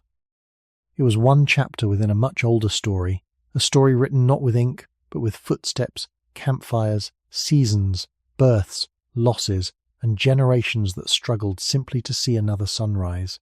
Most of those chapters are gone now. We will never hear the languages they spoke. We will never know the names they gave their children. We will never fully understand what they believed when they looked into the darkness beyond the reach of firelight. The evidence asks us to accept those limits with honesty. Archaeology can recover tools, bones, footprints, and traces of ancient DNA. It cannot recover every thought, every hope, every fear, or every dream. That is why the lost human world remains both real and mysterious. We know enough to recognize that it existed. We know enough to understand that Homo sapiens shared the earth with other humans for long stretches of time. We know enough to see that our ancestors met some of them, learned beside some of them, formed families with some of them, and eventually became the only surviving human lineage. Beyond that, silence remains, and perhaps that silence deserves our respect rather than our imagination. There is value in admitting that some questions will never receive complete answers. It reminds us that science is strongest when it follows evidence instead of certainty. The greatest discoveries about our origins have often begun with patience. A single tooth, a fragment of bone, a layer of ash, a footprint preserved by chance, or a sequence of ancient DNA hidden inside a tiny fossil. Each discovery has widened the human story without pretending to finish it. That may be the most valuable lesson of all. Knowledge does not become richer by claiming to know everything. It becomes richer by recognizing how much still lies beyond our reach. Today, Homo sapiens carries the responsibility of remembering not because we are the greatest humans who ever lived, but because we are the only human species left capable of remembering. Every vanished branch has lost its own voice. Ours is the last voice still able to ask where they came from, how they lived, and why they disappeared. That responsibility calls for curiosity, humility, and care rather than pride. We inherit not only the success of survival, but also the silence left by those who could no longer continue. Perhaps that is the true meaning of the lost human world before Homo sapiens took over.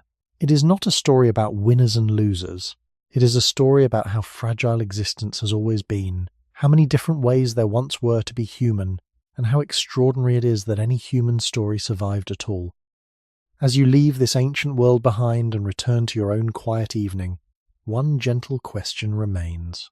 If the Earth once held many kinds of humans, each believing that their own world was simply the world, what truths about ourselves might still be waiting beneath the ground, beyond the next discovery, or hidden inside the silence that history has not yet learned how to hear?